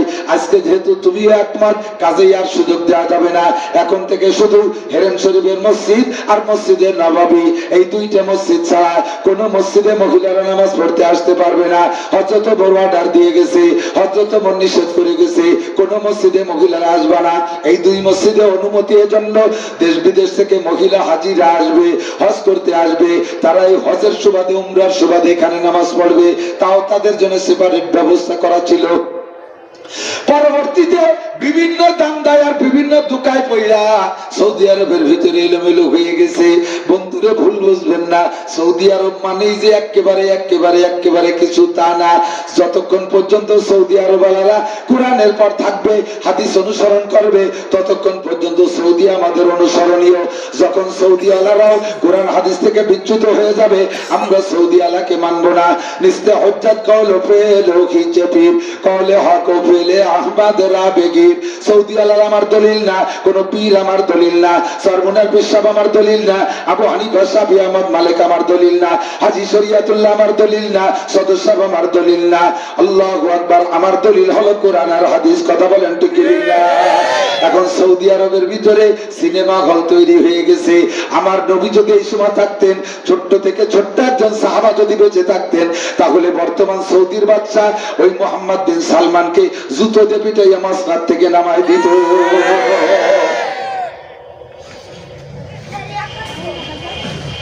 সৌদির বাদশা মোহাম্মদ বিন সালমান, মক্কার বাদশা, মদিনার বাদশা, যেই জমিনের উপর যে জিবরাইল চলাফেরা করেছে, সেই জমিনের উপর যে তাদের বংশধর সাহাবায়ে কিরাম বিচরণ করেছে, যেই জমিনে বিশ্ব নবীর জন্ম, বিশ্ব নবীর পদাচরণ, সেই জমিনের ভিতরে বাংলাদেশের খান্নাস, বাংলাদেশের খবিস, বাংলাদেশের দায়ুস মমতাজ রে নিয়ে সেই দেশে কনসার্ট করে। এর চাইতে বড় ন্যাক্কারজনক কাজ হইতে পারে না। কাজে দেখতেছি সৌদি আরবও তারা নষ্ট হয়ে গেছে, তাদের কোন কাজ আমাদের জন্য দলিল হিসেবে গ্রহণ হতে পারে না। ঠিক কি ঠিক না? কয়েকদিন আগে আমার বাংলাদেশের সোনার সন্তানরা কুয়েতে যাইয়া হুফাজুল কোরআনের পক্ষ থেকে হেফজ প্রতিযোগিতায় 111 দেশে শ্রেষ্ঠ হয়ে আছে। সৌদি মক্কায় হেরেম শরীফের ভিতরে প্রতিযোগিতায় বাংলাদেশের হাফেজ শ্রেষ্ঠ হয়ে আছে। কাতারে যে 1 নাম্বার, ওমানে যে 1 নাম্বার, ইন্ডিয়ায় যে নাম্বার, এত দেশে যে বাংলাদেশের চেহারাকে উজ্জ্বল করে আসতেছে। এর ভিতরে বাংলাদেশের এই খান্নাসটা, এই দায়ুসটা উমরার নাম নিয়ে যাইয়া, ওরে উমরার নাম নিয়ে যাইয়া জেদ্দায় কনসার্ট করছে, সেই জায়গায় যে গান গায়, সেই জায়গায় যাইয়া ওর কি মনের কোকিল না মনের কোকিলি, সেই জায়গায় যে গান গাইছে। আমি যদি অ্যাম্বাসিতে থাকতাম তাহলে ওরা জীবনে কোনোদিন উমরার ভিসা দিতাম না। আমরা বাংলাদেশ, আমরা গোপালগঞ্জের সন্তান হিসেবে অনুরোধ করব মাননীয় সরকারকে, এই জাতীয় খান্নাসদের থেকে জাতীয় সংসদকে পবিত্র রাখা উচিত। কথা বলেন তো কি? এদের মতো কুলাঙ্গার থেকে জাতীয় সংসদকে পবিত্র রাখা উচিত। সংসদ ভবন এদের জন্য নয়। ঠিক কি ঠিক না? যদি মহিলা আসনে লোক লাগে তাহলে মহিলা আসনে ভালো জাতের মাইয়া, বংশীয় মাইয়া, দিনদার মাইয়া, শিক্ষিত মাইয়ের অভাব বাংলাদেশে নাই। ঠিক কি ঠিক না? ও দোস্ত, কাজেই সৌদি আরব আমার কোন মডেল না, আমার মডেল হলো কোরআন আর হাদিস। সিদ্দিকা আয়েশা বললেন, হযরত ওমর বন্ধ করে দিয়েছে, মহিলারা মসজিদে যাবে না, মহিলারা খোলা ময়দানে বয়ান করবে না। আমার বাংলাদেশে সেদিনকে দেখি আমার কাছে কোন জায়গা মাহফিলে গেছে যেন মনে নাই, আমার কাছে পোস্টার একটা দিয়েছে, হুজুর এই পোস্টারটা একটু পড়ে মাইকিং করে দেন, মাইকি বলে দেন হজর শেষে। আমি বলে দেই যে তাফসীরুল কোরআন মাহফিল, বিশাল তাফসীরুল কোরআন মাহফিল, 2 দিন ব্যাপী তাফসীর, তার প্রধান বক্তা মুফাসসিরে কোরআন লতিফা বেগম। মুফাসসিরে কোরআন লতিফা বেগম বিটি ওয়াজ করবে। আমি বললাম কি মাইকি করবে না এমনি মুখে করবে? কাছে হুজুর মাইক থাকবে, প্রজেক্টর থাকবে, আরো অনেক কিছু থাকবে, এতে বয়ান করবে। আমি তাই আমি মাইকিং করে দেবো। আমি যদি পাই রেঞ্জের মাথায় পাই তো ওই মুফাসসিরের মুখে জুতো দিয়ে পিটান দেব। ও তাফসীর করবে, তাফসীরের ভিতরে যত পুরুষে তার বয়ান শুনবে, সমস্ত পুরুষের সাথে আলাদা আলাদা পার্সোনাল নির্জনে যাইয়া জিনা করলে যে গুনাহ হবে, ওই তাফসীরের ভিতরে সেই গুনাহ হবে। ও কুরআন তিলাওয়াত করবে জোরে, যত পুরুষের শুনবে তত পুরুষের সাথে তার জিনার গুনাহ হবে। আর পুরুষগুলো শুনে জিনার গুনাহ কামাই করবে। মহিলাদের আওয়াজ, পায়ের আওয়াজ পর্যন্ত পর্দায় রাখা ফরজ। কথা বলে শরীফের অর্ডার, 4 দেওয়ালের ভিতরে মহিলারা বাড়ির মধ্যে হাঁটবে, তাও মাটিতে পা আস্তে রাখবে, শরীরের ঝাঁকুনিতে গায়ে অলঙ্কারের শব্দ ওয়াল টপকায়, বাইরে গেলে যে পুরুষের কানে যাবে ওই পুরুষের সাথে জেনা। এই পাশে ক্যাসো ম্যাচের রওন আছে, ভলেন্টিয়ার 2-3 জন যাও তো। এগুলা মানে দোকান কাছে কাছে বসে নাকি দোকানদার শুদ্ধ বাড়াই দাম। আল্লাহ, মহিলারা মসজিদে যাইতে পারবে না, মহিলারা বয়ান করতে পারবে না, মহিলারা ওয়াজ করতে পারবে না, মহিলারা ভাষণ দিতে পারবে না, মহিলারা তাবলীগে যাইয়া এইভাবে পুরুষের ভিতরে বয়ান করতে পারবে না। মহিলারা বাড়ির মধ্যে তালিম করবে, এই তালিমের আওয়াজ রাস্তায় গেলে কবিরা গুনাহ হবে, মুনাজাতের আওয়াজ রাস্তায় পুরুষে শুনলে কবিরা গুনাহ হবে। মহিলারা তিলাওয়াতের আওয়াজ তিলাওয়াত যদি করে, ওই তিলাওয়াতের আওয়াজও বাইরে গেলে পর পুরুষের কানে গেলে কবিরা গুনাহ হবে, জিনার গুনাহ হবে, জিনার গুনাহ হবে। কাজেই মহিলাদের সবকিছু থাকবে করনা ফি বুয়ুতিকুন্না, ঘরের ভিতরে আবদ্ধ থাকবে। ওয়ালা তাবাররাজনা তাবাররুজাল জাহিলিয়াতিল উলা, পূর্বেকার বর্বর যুগের নারীদের মতো মহিলারা ধর্ম প্রচারের জন্য, ধর্ম প্রচারের নামে অন্য জাতির কি বলা হয় বর্বর যুগের নারীদের মতো বাহিরে যেতে পারবে না। মহিলারা নামাজ পড়বে ঘরে, উমরা যত নির্জনে নামাজ পড়বে সওয়াব তত বেশি হবে, আর পুরুষ যত ওপেনে নামাজ পড়বে তত সওয়াব বেশি হবে। মহিলাদের ইবাদত গোপনে আর পুরুষের ইবাদত ওপেনে। কথা বলেন ঠিক কি ঠিক না? আল্লাহ পাক রব্বুল আলামিন বলেন, ওয়া আতিউর রাসূল, রাসূলের হুকুমের অনুকরণ করো, রাসূলের কাজের অনুকরণ করো। আমার নবী রোজা রেখে দেখাইছে যেমন আমরা রোজা রাখবো তেমন, নবী চুল রেখে দেখাইছে যেমন আমি চুল রাখবো তেমন, নবী দাড়ি রেখে দেখাইছে যেমন আমিও দাড়ি রাখবো তেমন, নবীর মোজ যেমন আমার মোজ তেমন, নবীর খানা পদ্ধতি যেমন আমার খানা পদ্ধতি তেমন। কথা বলেন নবী পাক সাল্লাল্লাহু আলাইহি ওয়াসাল্লামের অনুকরণ করা। এখন নবী নাই, আমরা কার অনুকরণ করব? আল্লাহ পাক তাও রেখেছেন, কিয়ামত পর্যন্ত দরজাটা খোলা রাখছে। ওয়া উলিল আমরি মিনকুম, তোমাদের মধ্যে যারা ধর্ম বিশেষজ্ঞ, ইসলাম বিশেষজ্ঞ, শরীয়তের বড় হক্কানি উলামায়ে কেরাম, তাদের অনুসরণ ও তাদের অনুকরণ করবা তোমরা সাধারণ পাবলিকরা। কারণ আল্লাহ পাক জানে যে বেশিরভাগ মানুষই থাকবে অশিক্ষিত, বেশিরভাগ মানুষ কোরআন হাদিস পড়ুয়া হবে না, বেশিরভাগ বলতি জায়গায় জায়গায় 99% পাবলিক হবে, সাধারণ পাবলিক হবে, তারা কোরআন হাদিস পড়তে পারবে না। কাজে আল্লাহ পাক বলে দিয়েছেন, ফাসআলু আহলা যিকরি ইন কুনতুম লা তাআলামুন। এদিক থাকেন, যে বিষয় তুমি না জানো জাননেওয়ালার কাছে জিজ্ঞেস করে জেনে নেবা, জাননেওয়ালার কাছে জিজ্ঞেস করে জেনে নেবা। আমরা এই চলাফেরা করি, কত তা জিজ্ঞেস করে, উদ্ভট একটা জিজ্ঞেস করে, অথচ যা জানা দরকার তা জিজ্ঞেস করে না। হঠাৎ করে জিজ্ঞেস করে, হুজুর কন্দি মুসা আলাইহিস সালামের দাদি ইব্রাহিম আলাইহিস সালামের দাদির নাম কি?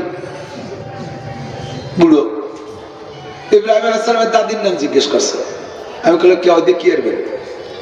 কয় শুনতেছি, একটু শুনলি দোষ কি? আমি বললাম বলবানি একটু পরে, আপনি কোনদিন নামাজের ফরজ কয়টা? তোমরা হুজুররা তো ওই কই এড়াই যাও। ইব্রাহিম আলাইহিস সালামের দাদির নাম মুখস্থ রাখলিও নাকি নাই, না রাখলিও গুনাহ নাই। কথা বল, কবরে জিজ্ঞাসা হবে, মিজানে হবে, পুলসিরাতে হবে।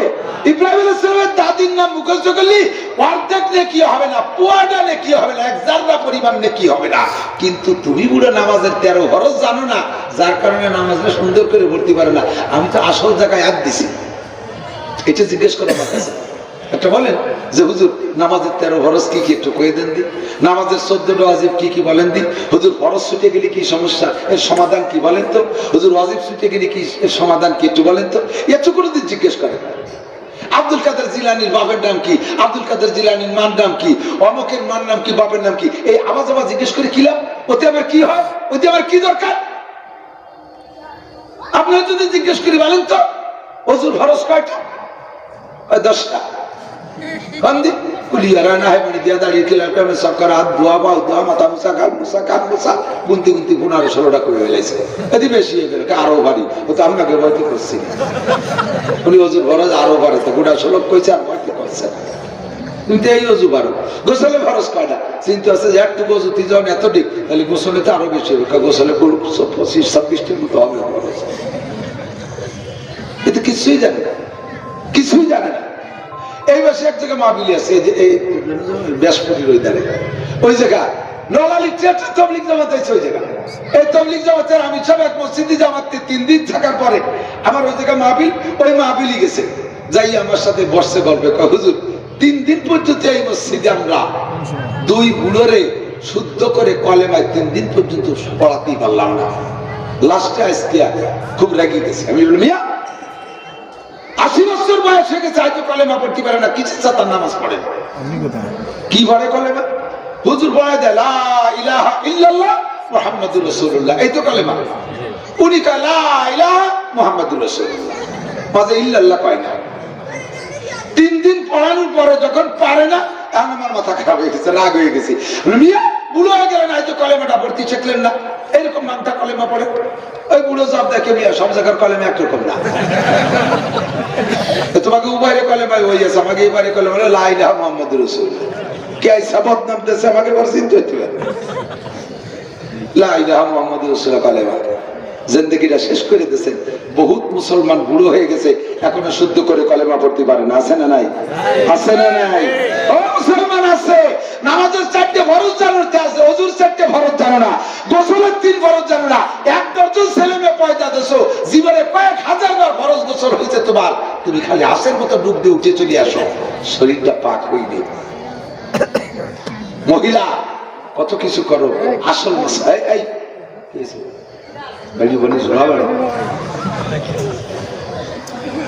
আল্লাহ পাক রব্বুল আলামিন বলেন ইরফাইল্লাহুল্লাযীনা আমানু মিনকুম ওয়াল্লাযীনা উতুল ইলমা দারাজাত। আমার নবী বলেন তাআল্লামুল ফারাইজ ওয়াল কুরআন, তাআল্লামুল ফারাইজ ওয়াল কুরআন। হে উম্মাত তাআল্লামুল ফারাইজ ওয়াল কুরআন ওয়া আল্লিমুন নাস, নিজেরা ফারাইজ শেখো, নিজেরা শরীয়তের বিধিবিধান শেখো। ওয়া ফারাইজ ওয়াল কুরআন, এবং কোরআন শিক্ষা করো। আল্লাহ রাসূল বলেছেন শরীয়তের বিধিবিধান শেখো এবং কোরআন তেলাওয়াত করা শেখো। কোরআন তেলাওয়াত শেখো। আমার নবী কয় না আইএ পাস করা শেখো, নবী বলে নাই বিএ পাস করা শেখো, নবী বলে নাই ইংরেজি শেখো, নবী বলে নাই অঙ্ক শেখো। আমার নবী বলেছেন তাআল্লামুল ফারাইজ ওয়াল কুরআন, শরীয়তের বিধিবিধান শেখো আর কোরআন শুদ্ধ করে পড়া শেখো। ওয়ারাতিল কুরআন তারতিলা, তারতিলের সাথে কোরআন শরীফ শুদ্ধ করে পড়া শেখো। পর্দার আড়ালে মা বোনরা ঘন্টা ঘন্টা বসে বসে ফেসবুক আর ইউটিউব দেখতে আসো। এখন আর টেলিভিশন লাগে না, টেলিভিশন হাতে হাতে চলে আসছে। বড় ধামড়া টেলিভিশন ঘরের মধ্যে বসানো লাগে না, জায়গা জোড়ায় নষ্ট করা লাগে না, হাতের মধ্যে টেলিভিশন চলে আসছে। টেলিভিশনে আর কয়টা চ্যানেল আছে, তার চাইতে 1000 গুণ চ্যানেল বেশি আছে মোবাইলের ভিতরে। শুধু টাটা থাকলে হয়, আল্লাহর রহমতে ঘোড়ার টাটা থাকলে সবকিছু হাসিল হয়ে যায়। জায়গায় বৈশা বৈশা শুইয়া শুইয়া ঘন্টা ঘন্টা সময় নষ্ট করো, একটু তাসবিহ তাহলিল ফিকির করো না, একটু বাংলা বেস্তেজের কান মুতালা করো না, একটু তালিমুল ইসলামটা দেখো না, একটু আহকামে জিন্দেগি কিনে পড়ো না, একটু ফাজাইলে আমার তাবলীগী নিসাবের বইটা, ফাজাইলে সাদাকার মুনতাখাব হাদিস, এই সমস্ত বইগুলো কিনে পড়ার কোনো শখ হয় না। বড় বড় দিনদার রমণী যারা ছিলেন, রাবিয়া বসরির জীবনী, আয়েশার জীবনী, খাদিজার জীবনী, আসিয়ার জীবনী, রহিমার জীবনী, মারিয়ামের জীবনী, সবগুলোই আছে বই আকারে। এই সমস্ত বই কিনে পড়ার নেশা নাই, শিখতে কেউ কোনো কিছু রাজি না। মহিলার জীবনটা কাটায় দিল, বুড়ো হয়ে গেল, এখনো পর্যন্ত শরীয়তের বিধান জানে না, নামাজটা শুদ্ধ করে পড়তে পারে না। এরকম বুড়ো বুড়ো যুবক যুবক যুবতী যুবতী মহিলা আছে না নাই? তোমরা যুবকরা তোমরাই বা কি করো? কত সময় নষ্ট করো? সময়ের মালিক কে? কে মালিক? আল্লাহ। দেশে এই সময়টা শুকর আদায় করেন আলহামদুলিল্লাহ। বুড়ো হবা এর কোনো গ্যারান্টি নাই, বুড়ো হবা এর কোনো গ্যারান্টি নাই। অপেক্ষায় আছো, বুড়ো হলি একেবারে সুবিশাপ হয়ে যাব, মসজিদিতে বেরোবো না, মসজিদিতে বেরোবা না, মসজিদে ঢুকতেই পারবা না। ওযু বানায় মসজিদে যাওয়ার আগে আরেকবার ছুটে যাবে, ওযু বানাইয়া মসজিদের দিকে রওনা দিছো, দরজায় কদম দেওয়ার আগেই আবার ব্যাক করে আসা লাগবে, মসজিদিতে বেরোনো লাগবে না, ঢুকতেই পারবা না। আর তুমি যে সাইজের যুবক, তোমার বাপ তোমার দাদা সকালবেলা ওযু করছে, গোসলের সময় সেই ওযু দিয়ে তারা ইশা পড়ছে, আর তুমি আল্লাহ বাসালি ঘন্টায় ঘন্টায় পেশাব করো। তোমার বয়স 16, 18, 20, ঘন্টায় ঘন্টায় পেশাব করো, 40 পার হতে হতে তোমার ব্যাগ বেঁধে রাখা লাগবে, পেশাব করতে বসা লাগবে না, রানিং হয়ে যাবে সব সময়। মসজিদে যাবা, ফেসবুক আর ইউটিউব আর এই কারেন্টের ফোকাস, বৈদ্যুতিক ফোকাসের চোখের পর কে বেলায় দিচ্ছে। 8-9 বছরে পোলাপানের চোখে 1200 পাওয়ারের চশমা, কথা পাকা জায়গা দিয়ে হাঁটে, স্যান্ডেল সবসময় পায় প্লাস্টিক। প্লাস্টিকে কি হয় কন্ত? প্লাস্টিকে কাভার।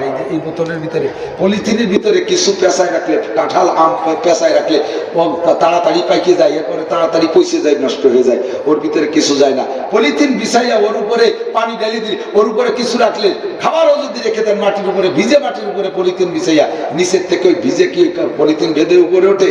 ওঠে না। মাটির একটা শক্তি, মাটির একটা বল, মাটির একটা সার, মাটির একটা ভিটামিন, ওইটা আমাদের ভিতরে ঢুকতে দিচ্ছে না। এই বার্মিস পলিথিন পায়, প্লাস্টিক পায় দিতে দিতে এক তো নিচেতে মাটির শক্তি পাচ্ছ না, আবার মোবাইলে তোমার কারেন্টে তোমার চোখেই বেলাই দিচ্ছে। অকালে কানা হয়ে যাবা, বুড়ো বয়স হওয়া লাগবে না, আগেই বুড়ো হয়ে যাবা। কাজে যা কিছু করার এখনই করে ফেলতে হবে, কথা কোন ঠিক কি ঠিক না? ইগতানিম কমসান কাবলা কমসিন শাবাবাকা কাবলা হারামিক। এই যুবক, তোমার কাছে 5টা জিনিস আছে, এই 5টারে মূল্যায়ন করো। তোমার নেগেটিভ 5টা আসার আগে ডান হাতে আছে পজিটিভ 5টা, এই পজিটিভ 5টারে মূল্যায়ন করো। বাম হাতের নেগেটিভ 5টা আসার আগে 1 নম্বরে শাবাবাকা কাবলা হারামিক, যৌবনকালে মূল্যায়ন করো, যৌবনকে কাজে লাগাও। এই যৌবনকে কাজে লাগাও। যৌবনকালে ভালো করা যায় বেশি, মন্দ করা যায় বেশি, গুনাহ করা যায় বেশি, নেকিও করা যায় বেশি, অন্যায়ও করা যায় বেশি, ন্যায়ও করা যায় বেশি, সেবাও করা যায় বেশি, জুলুমও করা যায় বেশি। যৌবনকাল হলো আসল সময়, কথা কোন ঠিক কি ঠিক না? এর জন্য নবী বলেন যৌবনকে কাজে লাগাও। লাগাইলে কি হবে? নবী কয় কিয়ামতের ময়দানে আরশে আজিমের নিচে ছায়া যেদিন তোমার বসতে মনে চাইবে, ওই দিন তুমি পারবা না স্বেচ্ছায় বসতে। যুবক, যদি তোমার যৌবনকালটাকে দিনদারির সাথে কাটাও, যুবতী মেয়ে তোমার জীবনটারে যদি যৌবনটারে দিনদারির সাথে কাটাও, আমি নবী তোমারে কোলের মধ্যে বসাইয়া হাউজে কাউসার পান করাইয়া হাত ধরে আরশে আজিমের নিচে বসাইয়া দেব। আমি পান করাবো আগে হাউজে কাউসার, মানসারিবালা মেজ বাবাদা। একবার আমার হাত থেকে 1 গ্লাস পান করতে পারলে জীবনেও কোনোদিন, জান্নাতে যাওয়ার পরেও কোনোদিন পিপাসা হবে না। জোরে কন্যা সুবহানাল্লাহ। এরপরে আরশের নিচে বসাই দিয়ে আল্লাহকে বলবো, রব্বি হাউলাই আজিয়াফিল মুকাররম, আল্লাহ সে আমার ভিআইপি মেহমান কয়জন কিন্তু আমি নিয়ে আসছি, আল্লাহকে আজলিস তাহতা আরশি, ওদেরকে আমার আরশের নিচে বসায় দাও। আল্লাহ এই তো বসাইছি, কাদেরকে কোন কাতারে বসাবো? আল্লাহ তাআলা ভাগ করে দেবে, কয় বুড়োদেরকে বসায় দাও, বুড়োদেরকে বসায় দাও, তাদের নেতৃত্বে দাও আবু বকর ওমরকে। আর মাঝারি যারা, তাদের যারা আধা বয়সী, এদের নেতৃত্বে দিয়ে দাও আলী আর উসমান আর আলীকে, আর যুবক যারা আছে এদের নেতৃত্বে দিয়ে দাও হযরত হাসান আর হুসাইন রাদিয়াল্লাহু তাআলা আনহুকে। যেরকম সুবহানাল্লাহ। এই পুরুষের ভিতরে 3 ভাগ করে এই 3 ধরনের মুরব্বীরা আপনাদের মেহমানদারি সহযোগিতা করবে। নারীদের ভিতরে খাদিজাতুল কুবরা রাদিয়াল্লাহু তাআলা আনহাকে বুড়ি মহিলাদের জিম্মায় দিয়ে দাও, আর হুজুরের অন্য স্ত্রীদেরকে মধ্যবয়সী মেয়েদের জিম্মাদারিতে দিয়ে দাও, আর সিদ্দিকা আয়েশা রাদিয়াল্লাহু তাআলা আনহাকে যুবতী মেয়েদের জিম্মাদারিতে দিয়ে দাও, আর টোটাল মেয়েদের নেতৃত্ব দেবে ফাতেমাতুজ জাহরা রাদিয়াল্লাহু তাআলা আনহা। আর শাহিদের নিচে বসে যাবা, সময়টারে কাজে লাগাও। শাবুন শাফি ইবাদাতিল্লাহ, যুবক যুবতী যৌবনকালটা দিনদারির সাথে কাটাইলো। আমার যুব সমাজ তোমাদেরকে তো চিনি, চেহারায় চিনি, কমপক্ষে নাম না জানলেও চেহারায় চিনি, যেটা কাশিয়ানির পোলাপান, কথা ভাষায় বোঝা যায় কাশিয়ানির পোলাপান। তোমরা আমাদেরকে ভালোবাসো, আমি তোমাদের সবাইকে ভালোবাসি। আমার কাছে আজকে ওয়াদা করতে পারবা? ইনশাআল্লাহ ওয়াদা করতে পারবা? ইনশাআল্লাহ হিম্মত হয়? বলো হিম্মত হয়? এই কাশিয়ানি থানা সদরের ভিতরে যারা আছে বা বাহিরের থেকে যারাই আসছি, প্রত্যেকের নিজ নিজ এলাকার ভিতরে একটা যুব সংগঠন হবে, যে বিবাহ, মুসলমানি, ধর্মীয় বা অন্য বিনোদন জাতীয় যত প্রোগ্রাম হয়, এই প্রোগ্রামের ভিতরে মাইক, বক্স, ড্যান্স, কোন গান বাজনা আমরা অনুষ্ঠান হতে দেব না। প্রতিজ্ঞা করা যাবে, চেষ্টা করা যাবে, সংগঠন করা যাবে ইনশাআল্লাহ। কমপক্ষে আমাদের বাড়ি হতে দেব না। বলেন কমপক্ষে আমাদের বাড়ি এগুলো হতে দেব না। রেডি? তুমি যুব সমাজ গঠন করে, যে কয়দিন ফেসবুক আলারা দেখতেছো, রংপুর না দিনাজপুরের একটা বাজারের ছবি দিচ্ছে, মাগরিবের সময় বাজারের ভিতরে, কাঁচা বাজার, একটা মানুষ নাই। দেখছেন না অনেকেই? একটা মানুষ নাই দোকানে, মালামাল গুলো সাজানো রয়েছে। গেল কোথায়? লেখছে সব মানুষ মাগরিবে মসজিদে চলে গেছে। বাজারের দোকান ক্রেতাও নাই, বিক্রেতাও নাই, মালামাল যার যার জায়গায় পড়ে রয়েছে। এই জন্য এটা জান্নাতের বাজার। আজান হয়েছে, মুসল্লি সব চলে গেছে মসজিদে। আমার আপনার সমাজকে এভাবে গড়ার জন্য বক্তারা তো আমরা একদিন উদ্বুদ্ধ করে রেখে চলে যাব, বাকি আপনারা থাকবেন কাজে। যুবকরাই সমাজটা গড়তে হবে। পারা যাবে না ইনশাআল্লাহ? এর জন্য তো আমরা এতাআতুল্লাহ, আল্লাহর হুকুমের অনুসরণ, একজন নড়বে না। আল্লাহর হুকুমের অনুসরণ, আল্লাহর রাসূলের সমস্ত কর্মকাণ্ডের অনুকরণ করব তো। আর এগুলো করবেন কাদের অনুসরণে? উলামায়ে কিরাম যেভাবে বলে। বলেন কাদের কথায়? একটু কোন কাদের কথায়? আলেমদের কথায়। বাংলায় বলেন কাদের কথায়? মুখস্থ করেন কাদের কথায়? আলেম স্যার আপনি শুনবেন কার কাছে? ক্রিটিক্যাল মাসালা শুনতে আসলে তো আমাকে কাছেই আসতে হবে, এটা আপনি বুঝবেন না। 1000 সিললে দিলিও কুরআন হাদিসের কোন মাসালা একা বোঝা সম্ভব না। ডাক্তার বল, ওই যে জাকির নায়েক বলেন, আনিয়ে দেন খালি, তো দূরি থেকে চ্যানেলে ওয়াজ করে। আপনারা জেনারেল শিক্ষিত মনে করেন, উরি বাবা আসমান থেকে কি যেন নাজিল হয়েছে তার মাথার মধ্যে। আমার সামনে আনি দেন যদি 10টা মিনিট, আমার সামনে আমি যে সমস্ত বিষয় শরীয়তের বের করতে হবে কোরআন হাদিস থেকে, 2টি আয়াত দেবো, তার থেকে যদি মাসালা বের করতে পারে, আমার সারা জীবনের অর্জন তারে দিয়ে দেবো। কি বলেন? কি আমি 500 মাদ্রাসার ভিতরে টাইটেলে মৌলানা ক্লাসে 1 নম্বর স্ট্যান্ড করেছি, গড় 98 মার্ক পেয়েছি। বিটা মানুষ আমার খাতা দিকে নাম্বার দিয়েছে। আজ 30 বছর কোরআন হাদিস পড়ি আর পড়াই, 24টা ঘন্টা ঘাটি, এখনো পর্যন্ত আয়াত একটা সামনে আসলে টের পাই নিজের মধ্যে কি কয়। আজকে যে জিনিসটা দেখবো কিতাবে, কমপক্ষে 40 দিন আমি হুবহু সেইভাবে মনে থাকে। 40 দিনের ভিতরে নোক্তা আমি ভুলি না।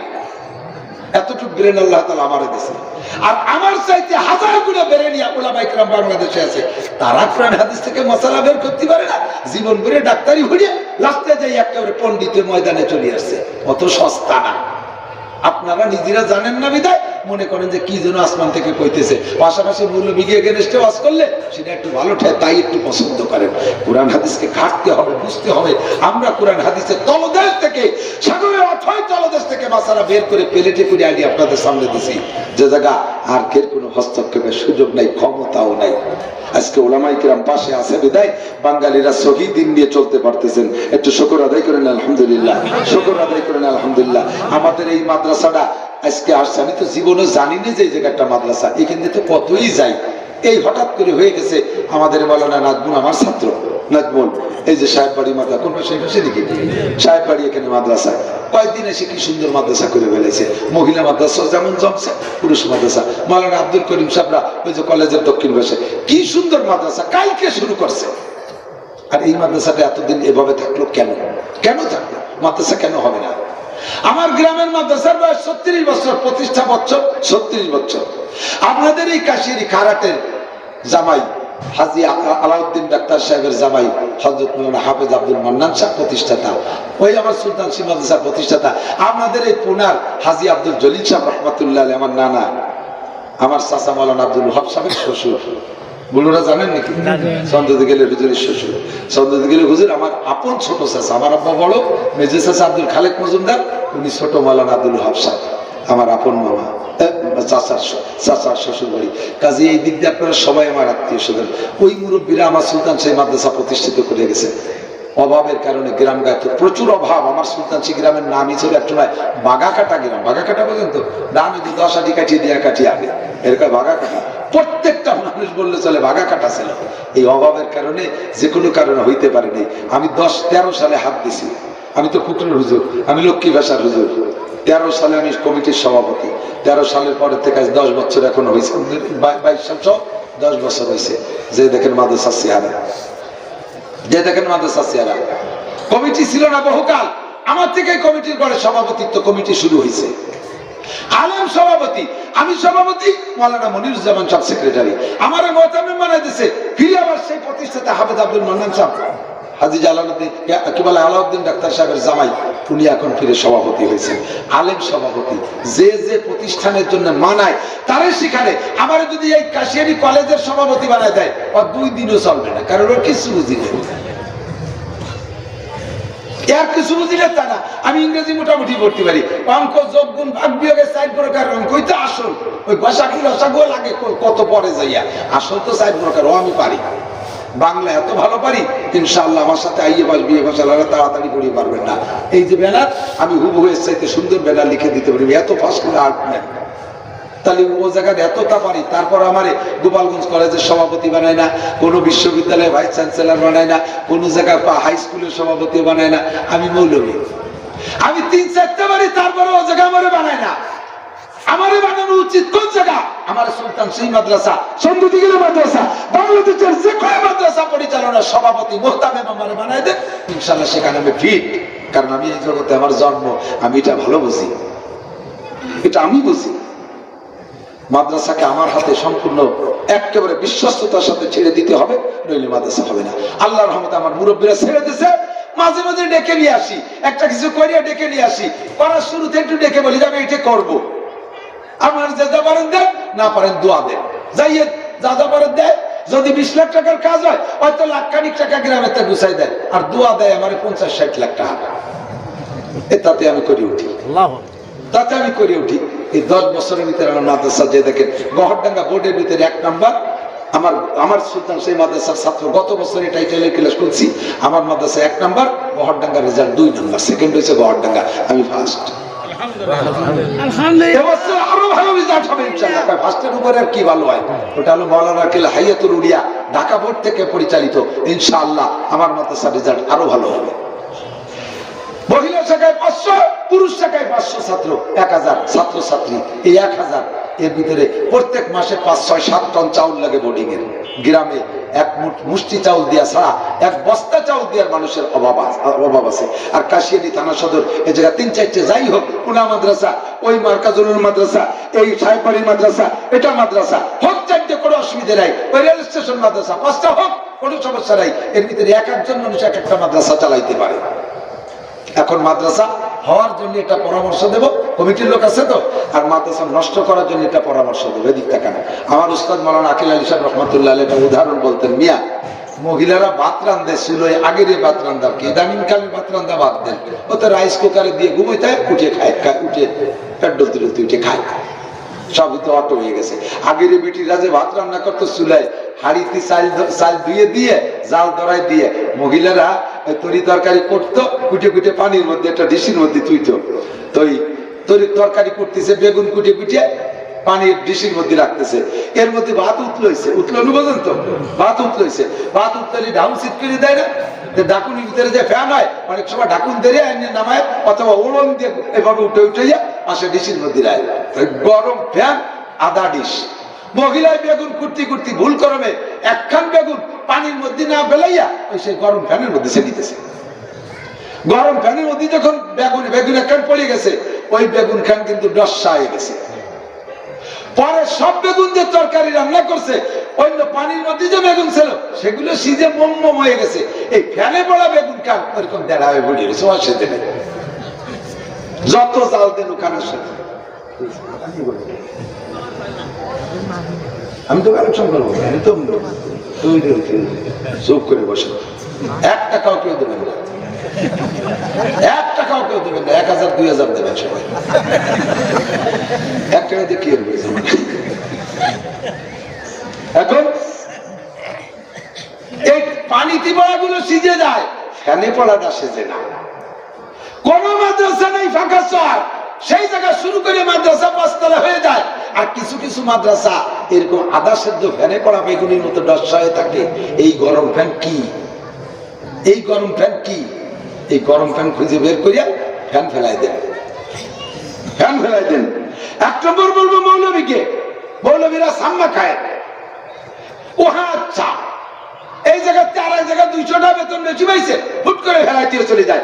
1 নম্বর খায়েন মৌলবী, এদেরকে কোরআন শপথ করায় শিক্ষকতা দেবেন। কোরআন শপথ করাইয়া বড় মাদ্রাসার বড় হুজুরদের কাইনে তাদের সামনে নিয়োগ দেবেন।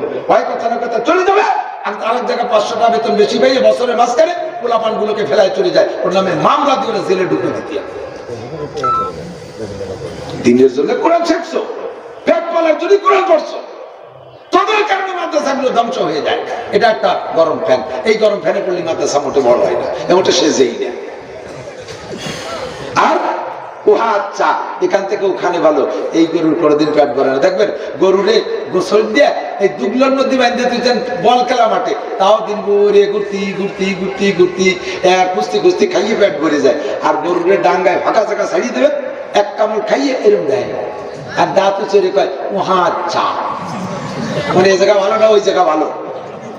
হ্যাঁ নেই ওহা আচ্ছা, ওই জায়গা যে আরে জাতির পিছনে তুই আইছি তাই দিয়ে জায়গা খারাপ, ওই 1 কামড় খেয়ে আবার চোখ উঠে দেখো ওহা আচ্ছা।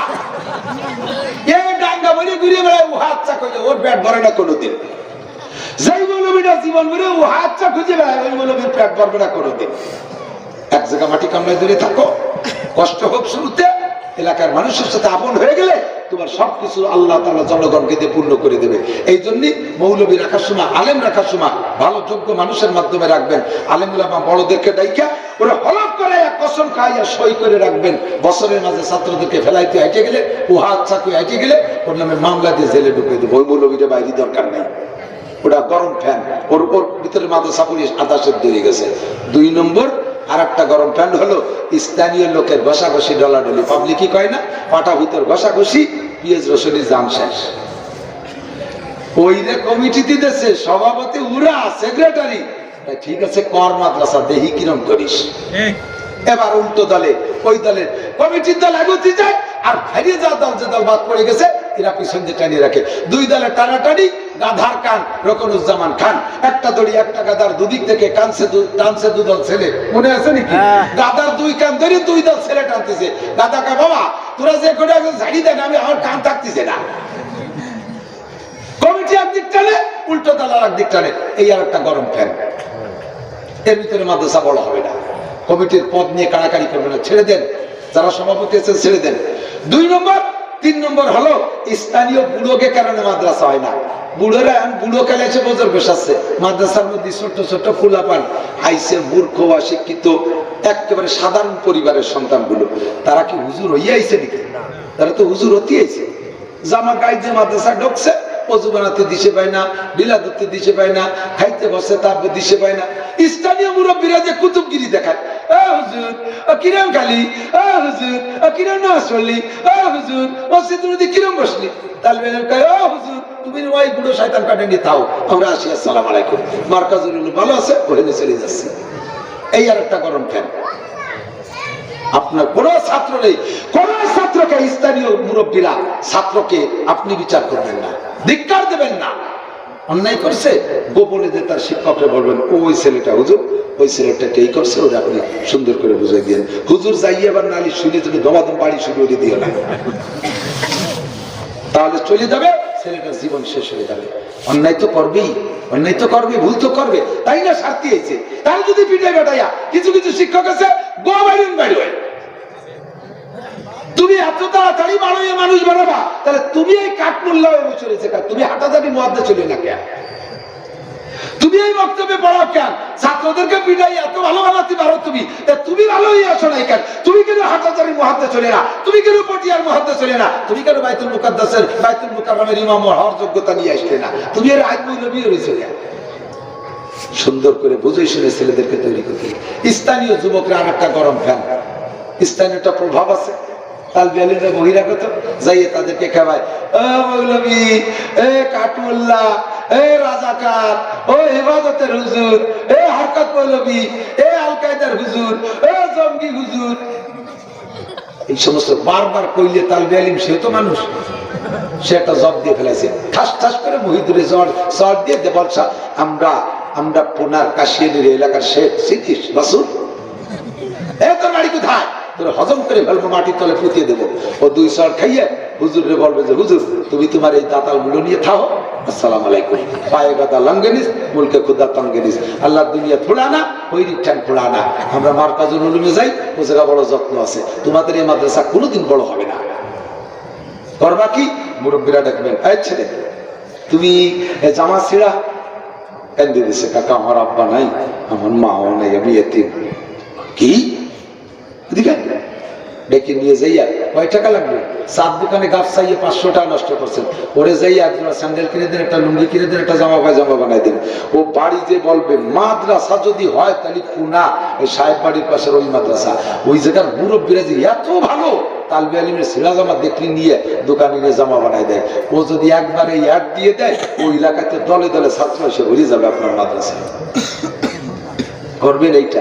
তালবে যুবকরা এলাকার তালবে আলিমদেরকে যদি অভাবী দেখো, ক্ষুধার্ত দেখো, ডেকে নিয়ে আসবে, আয় ভাই, ছোট ভাই আয়, আমাদের বাড়ি খেয়ে যাস কেন? তুই মাদ্রাসায় খাস নেই? বাড়ি নিয়ে ডেকে মা ভাত দাও, কয়েছে ভাত তো নেই, শুধু তোর গুলো আছে, আমি আজকে খাবো না, আমি তো কত খাইছি, এটাই অতীত, আমার এটাই অতীত। তুমি নিয়ে ভাতগুলো নিজে হাতে মাখাইয়া দাদা তুই খা, সে খায় আর তুমি তাকায় রেছো, আর তুমি চোখের পানি ছেড়ে দিচ্ছ, আল্লাহ আজকে আমি আমার মায়ের কাছে চেয়ে খাই, ওর মা নাই, ও চাইতে পারে না। ওই ছেলেটা খাইয়ে যাই মাদ্রাসায় 2 রাকাত নামাজ পড়ে তোমার জন্য সিজদায় পড়ে দোয়া করবে, বাড়ির এলাকায় যে তোমার প্রশংসা করবে, ওই এলাকার যত ছাত্র আছে এখানে আসবে। মাদ্রাসা গড়ার জন্য এইটা হলো ভিটামিন, আর দুইটা হলো গরম ফ্যান। ওই গরম ফ্যান ওই কায়দা যদি বানান, কোনোদিনও মাদ্রাসা হবে না, কোনোদিনও মাদ্রাসা হবে না। মাদ্রাসা করতে হবে, মাদ্রাসা করতে পথ ছাড়ে। 2 নম্বর, আমরা উলামায়ে কেরাম, আমরা আমাদের একটা ব্যক্তিত্ব আছে। মাদ্রাসার পক্ষ থেকে আমারে কোনো পাবলিকই দাওয়াত দিতে যাবেন কেন? সভাপতি যাবেন কেন দাওয়াত দিতে? সেক্রেটারি কেন যাবেন? কমিটির পাবলিক আলেমদেরকে দাওয়াত দেবেন না, আলেমদেরকে বিদায় কমিটির লোকে দেবেন না। মাদ্রাসার হুজুরকে বিশ্বাস করেন, বিশ্বাস করে তার জিম্মায় ছেড়ে দেবেন। যদি বিশ্বাস করতে না পারেন তাহলে আপনার মাদ্রাসা হবে না। এ জগতে তারাই যোগ্য, এ জগতে তারাই বিশ্বাসী, এ জগতে তারাই ফিট। যখন আপনারা নিজেরা এইগুলো হাতে নেবেন, কাজগুলো হুজুরকে বাঁচাবে কে? কমিটির লোকে চামচ নিয়ে ঢাল নিয়ে দড়িয়ে রে। আমরা বুঝিয়ে ফেলাইছি যে মাদ্রাসা কোন সাইজের। আপনারা কাজ সাজাই দিয়ে সরে থাকবেন, ট্রাই করবেন, হুজুরকে দিয়ে ট্রাই করবেন, দেখি হুজুর কত পারে। হুজুর তার যোগ্যতাকে কাজে লাগাবে, তাহলে মাদ্রাসা হবে, তাহলে মাদ্রাসা হবে। নইলে আপনারা লক্ষ লক্ষ কোটি কোটি টাকা দিয়ে মাদ্রাসা করতে পারবেন না। এই মাদ্রাসা হোক, এটা জানতো ইনশাআল্লাহ। মাদ্রাসা কারা চান? এই কয় কি যে থানা ভরে মাদ্রাসা, আর এত করেন না কেন? শান্ত মাদ্রাসা ইনশাআল্লাহ, শান্ত মাদ্রাসা, আল্লাহ কবুল করুক বলেন আমিন। আমি 3টে তারিখ মুখস্থ করাবো, এরপরে ঈশার পরে বক্তা আছে বগুড়ার থেকে, অন্ধ হুজুর বয়ান করবে, বগুড়ার থেকে আসছে। আল্লাহ আমাদের কত খুশনসিব যে হাফেজ অন্ধ সে বয়ান করবে, আর আমরা নিজেরা কত ব্যক্তিগতভাবে কপাল পোড়া যে চোখ আলাদা, কোরআন শরীফ শিখতে পারলাম না, আমরা অন্ধ মানুষের বয়ান শুনবো। তারপরও শুনবো, দেখেন কি কয় ইনশাআল্লাহ, সুন্দর কণ্ঠের অধিকারী, তার থেকে বয়ান শুনবেন। তার আগে একটু পরামর্শ দেই, 3টে দাওয়াত দেই। 1 নম্বরে 3 চিল্লার সাথী যারা 25, 26, 27, 28 নভেম্বর গহরডাঙ্গার মাঠে জোড় আছে, তবলিগি জোড় আছে। তারপরে 25, 26, 27 3 দিন চরমুনার মাহফিল আছে। যারা চরমুনায় যান তারা চরমুনায় যাবেন, যারা 3 চিল্লার সাথী তবলিগে জোড়ে যাবেন। আর 13, 14, 15 জানুয়ারি আমাদের টুঙ্গির ইজতেমা আছে, ওলামায়ে কিরামদের তত্ত্বাবধানে আমরা ইজতেমা যাব না ইনশাআল্লাহ? যাব। এখন আপাতত আমি ছেলেদের ভিতরে যা দেখছি, মোটামুটি একটা পরিবেশ, আর ফিল্ডটাতে একেবারেই সুন্দর, আর রোডের পাশে ছোট্ট পরিসরেই হোক, এখানে দাওরায়ে হাদিস লাগবে না, এখানে বড় জামিয়া লাগবে না, হেফজখানা, কিরাতখানা, এই 2টা খানাই এটাকে এখানে সুন্দর হোক। হুজুররা আদর্শ হেফজখানা গড়বেন, আদর্শ কিরাতখানা গড়িয়া এখান থেকে হাফেজ ফারেক করে ছেড়ে দিবেন। আপনার এই মাদ্রাসার হাফেজ যেন মক্কায় যে জিতে আসতে পারে, আপনার এই মাদ্রাসার হাফেজ যেন কাতার যে জিতে আসতে পারে, এই মানের পড়াবেন। পাবলিকরা সেভাবে, স্থানীয়রা সেভাবে খেদমত করবেন। আলেমদেরকে, মাদ্রাসার শিক্ষকদের উপরে বিশ্বাস রেখে তাদের হাতে ছেড়ে দেবেন সব কাজের দায়িত্ব। তাদের থেকে আপনারা বুঝে নেওয়ার মতো একটা যোগ্য কমিটি থাকবেন। আজকে মাদ্রাসার যে বডিতে প্লাস্টার নাই, ফ্লোরও মনে হয় সব জায়গায় হয়েছে, ফ্লোর ভিতর বাহির বডিতে প্লাস্টার নাই, এর জন্য মাত্র কয় বস্তা সিমেন্টের দরকার? এটা কি হয় না? তো আল্লাহর কোরআনের ঘর 2 জন ছাত্র যদি পড়ে, তবুও তো কোরআনের ঘর। আমার টাকা, আমার হালাল উপার্জন দিনের কাজে ব্যবহার হোক, আল্লাহ তাআলা কবুল করুন, জোরে বলেন আমিন। আমি চাইতেছি একটা লোক একটু বলেন মহব্বতের সাথে যে প্লাস্টারের জন্য 10 বস্তা সিমেন্ট দেবো ইনশাআল্লাহ। আমি মাত্র 2 থেকে 3 মিনিট সময় দেবো, আর বেশি দেবো না। আমার অন্য জায়গা প্রোগ্রাম রয়েছে, স্বাস্থ্য পারি উঠতেছি না, গলা বসে গেছে। বলেন 10 বস্তা সিমেন্ট দেওয়ার একটা মানুষ বলেন। আল্লাহর কোরআনের ঘরের গায়ে বডি প্লাস্টার হবে, আল্লাহ পাক আপনার আব্বা আমার কবরে জান্নাতুল ফেরদাউসের বিল্ডিং এর ব্যবস্থা করে দেবে। আল্লাহ তাআলা এইখানে যতদিন কোরআন শরীফ তেলাওয়াত হবে, আপনার মুরব্বিদের আমলনামায় এটা সদকা জারিয়া যাবে, আপনার আমলনামায় যাবে। একটা লোক মহব্বতের সাথে বলেন সর্বপ্রথম ইনশাআল্লাহ, আল্লাহ তাআলা তৌফিক দিলে আমি 10 বস্তা সিমেন্ট দেব। কি নাম? জনাব ভাইজান মুস্তাফা ফকির 10 বস্তা সিমেন্ট। বলেন আলহামদুলিল্লাহ। আল্লাহ হালাল ভাবে লাখ লাখ কোটি কোটি টাকার মালিক বানায় দাও, সুস্থতার সাথে লম্বা হায়াত দাও, বারবার মক্কা মদিনা দেখার তৌফিক দাও। যারা মাদ্রাসার বিপক্ষে, আমি ছেড়ে দেওয়ার আগে আস্তে আস্তে তারা চলে যাবেন, আমি ডেকে দেখাবো যে এই যে মাদ্রাসার বিপক্ষের কয়জন যাচ্ছে। সারা বছর বলে বুঝতে পারবো যে বিপক্ষে কারা, শত্রু কারা, চিনতে আর অসুবিধা হবে। এত বড় ঝামেলার মধ্যে যাইয়েন না, কেউ দেন না দেন বসে দেন 3 মিনিট। আর কেউ আছেন আব্বা মারা গেছে, মা মারা গেছে, মায়ের নামে 5 বস্তা, বাপের নামে 5 বস্তা, 10 বস্তা সিমেন্ট পাঠায় দেবেন।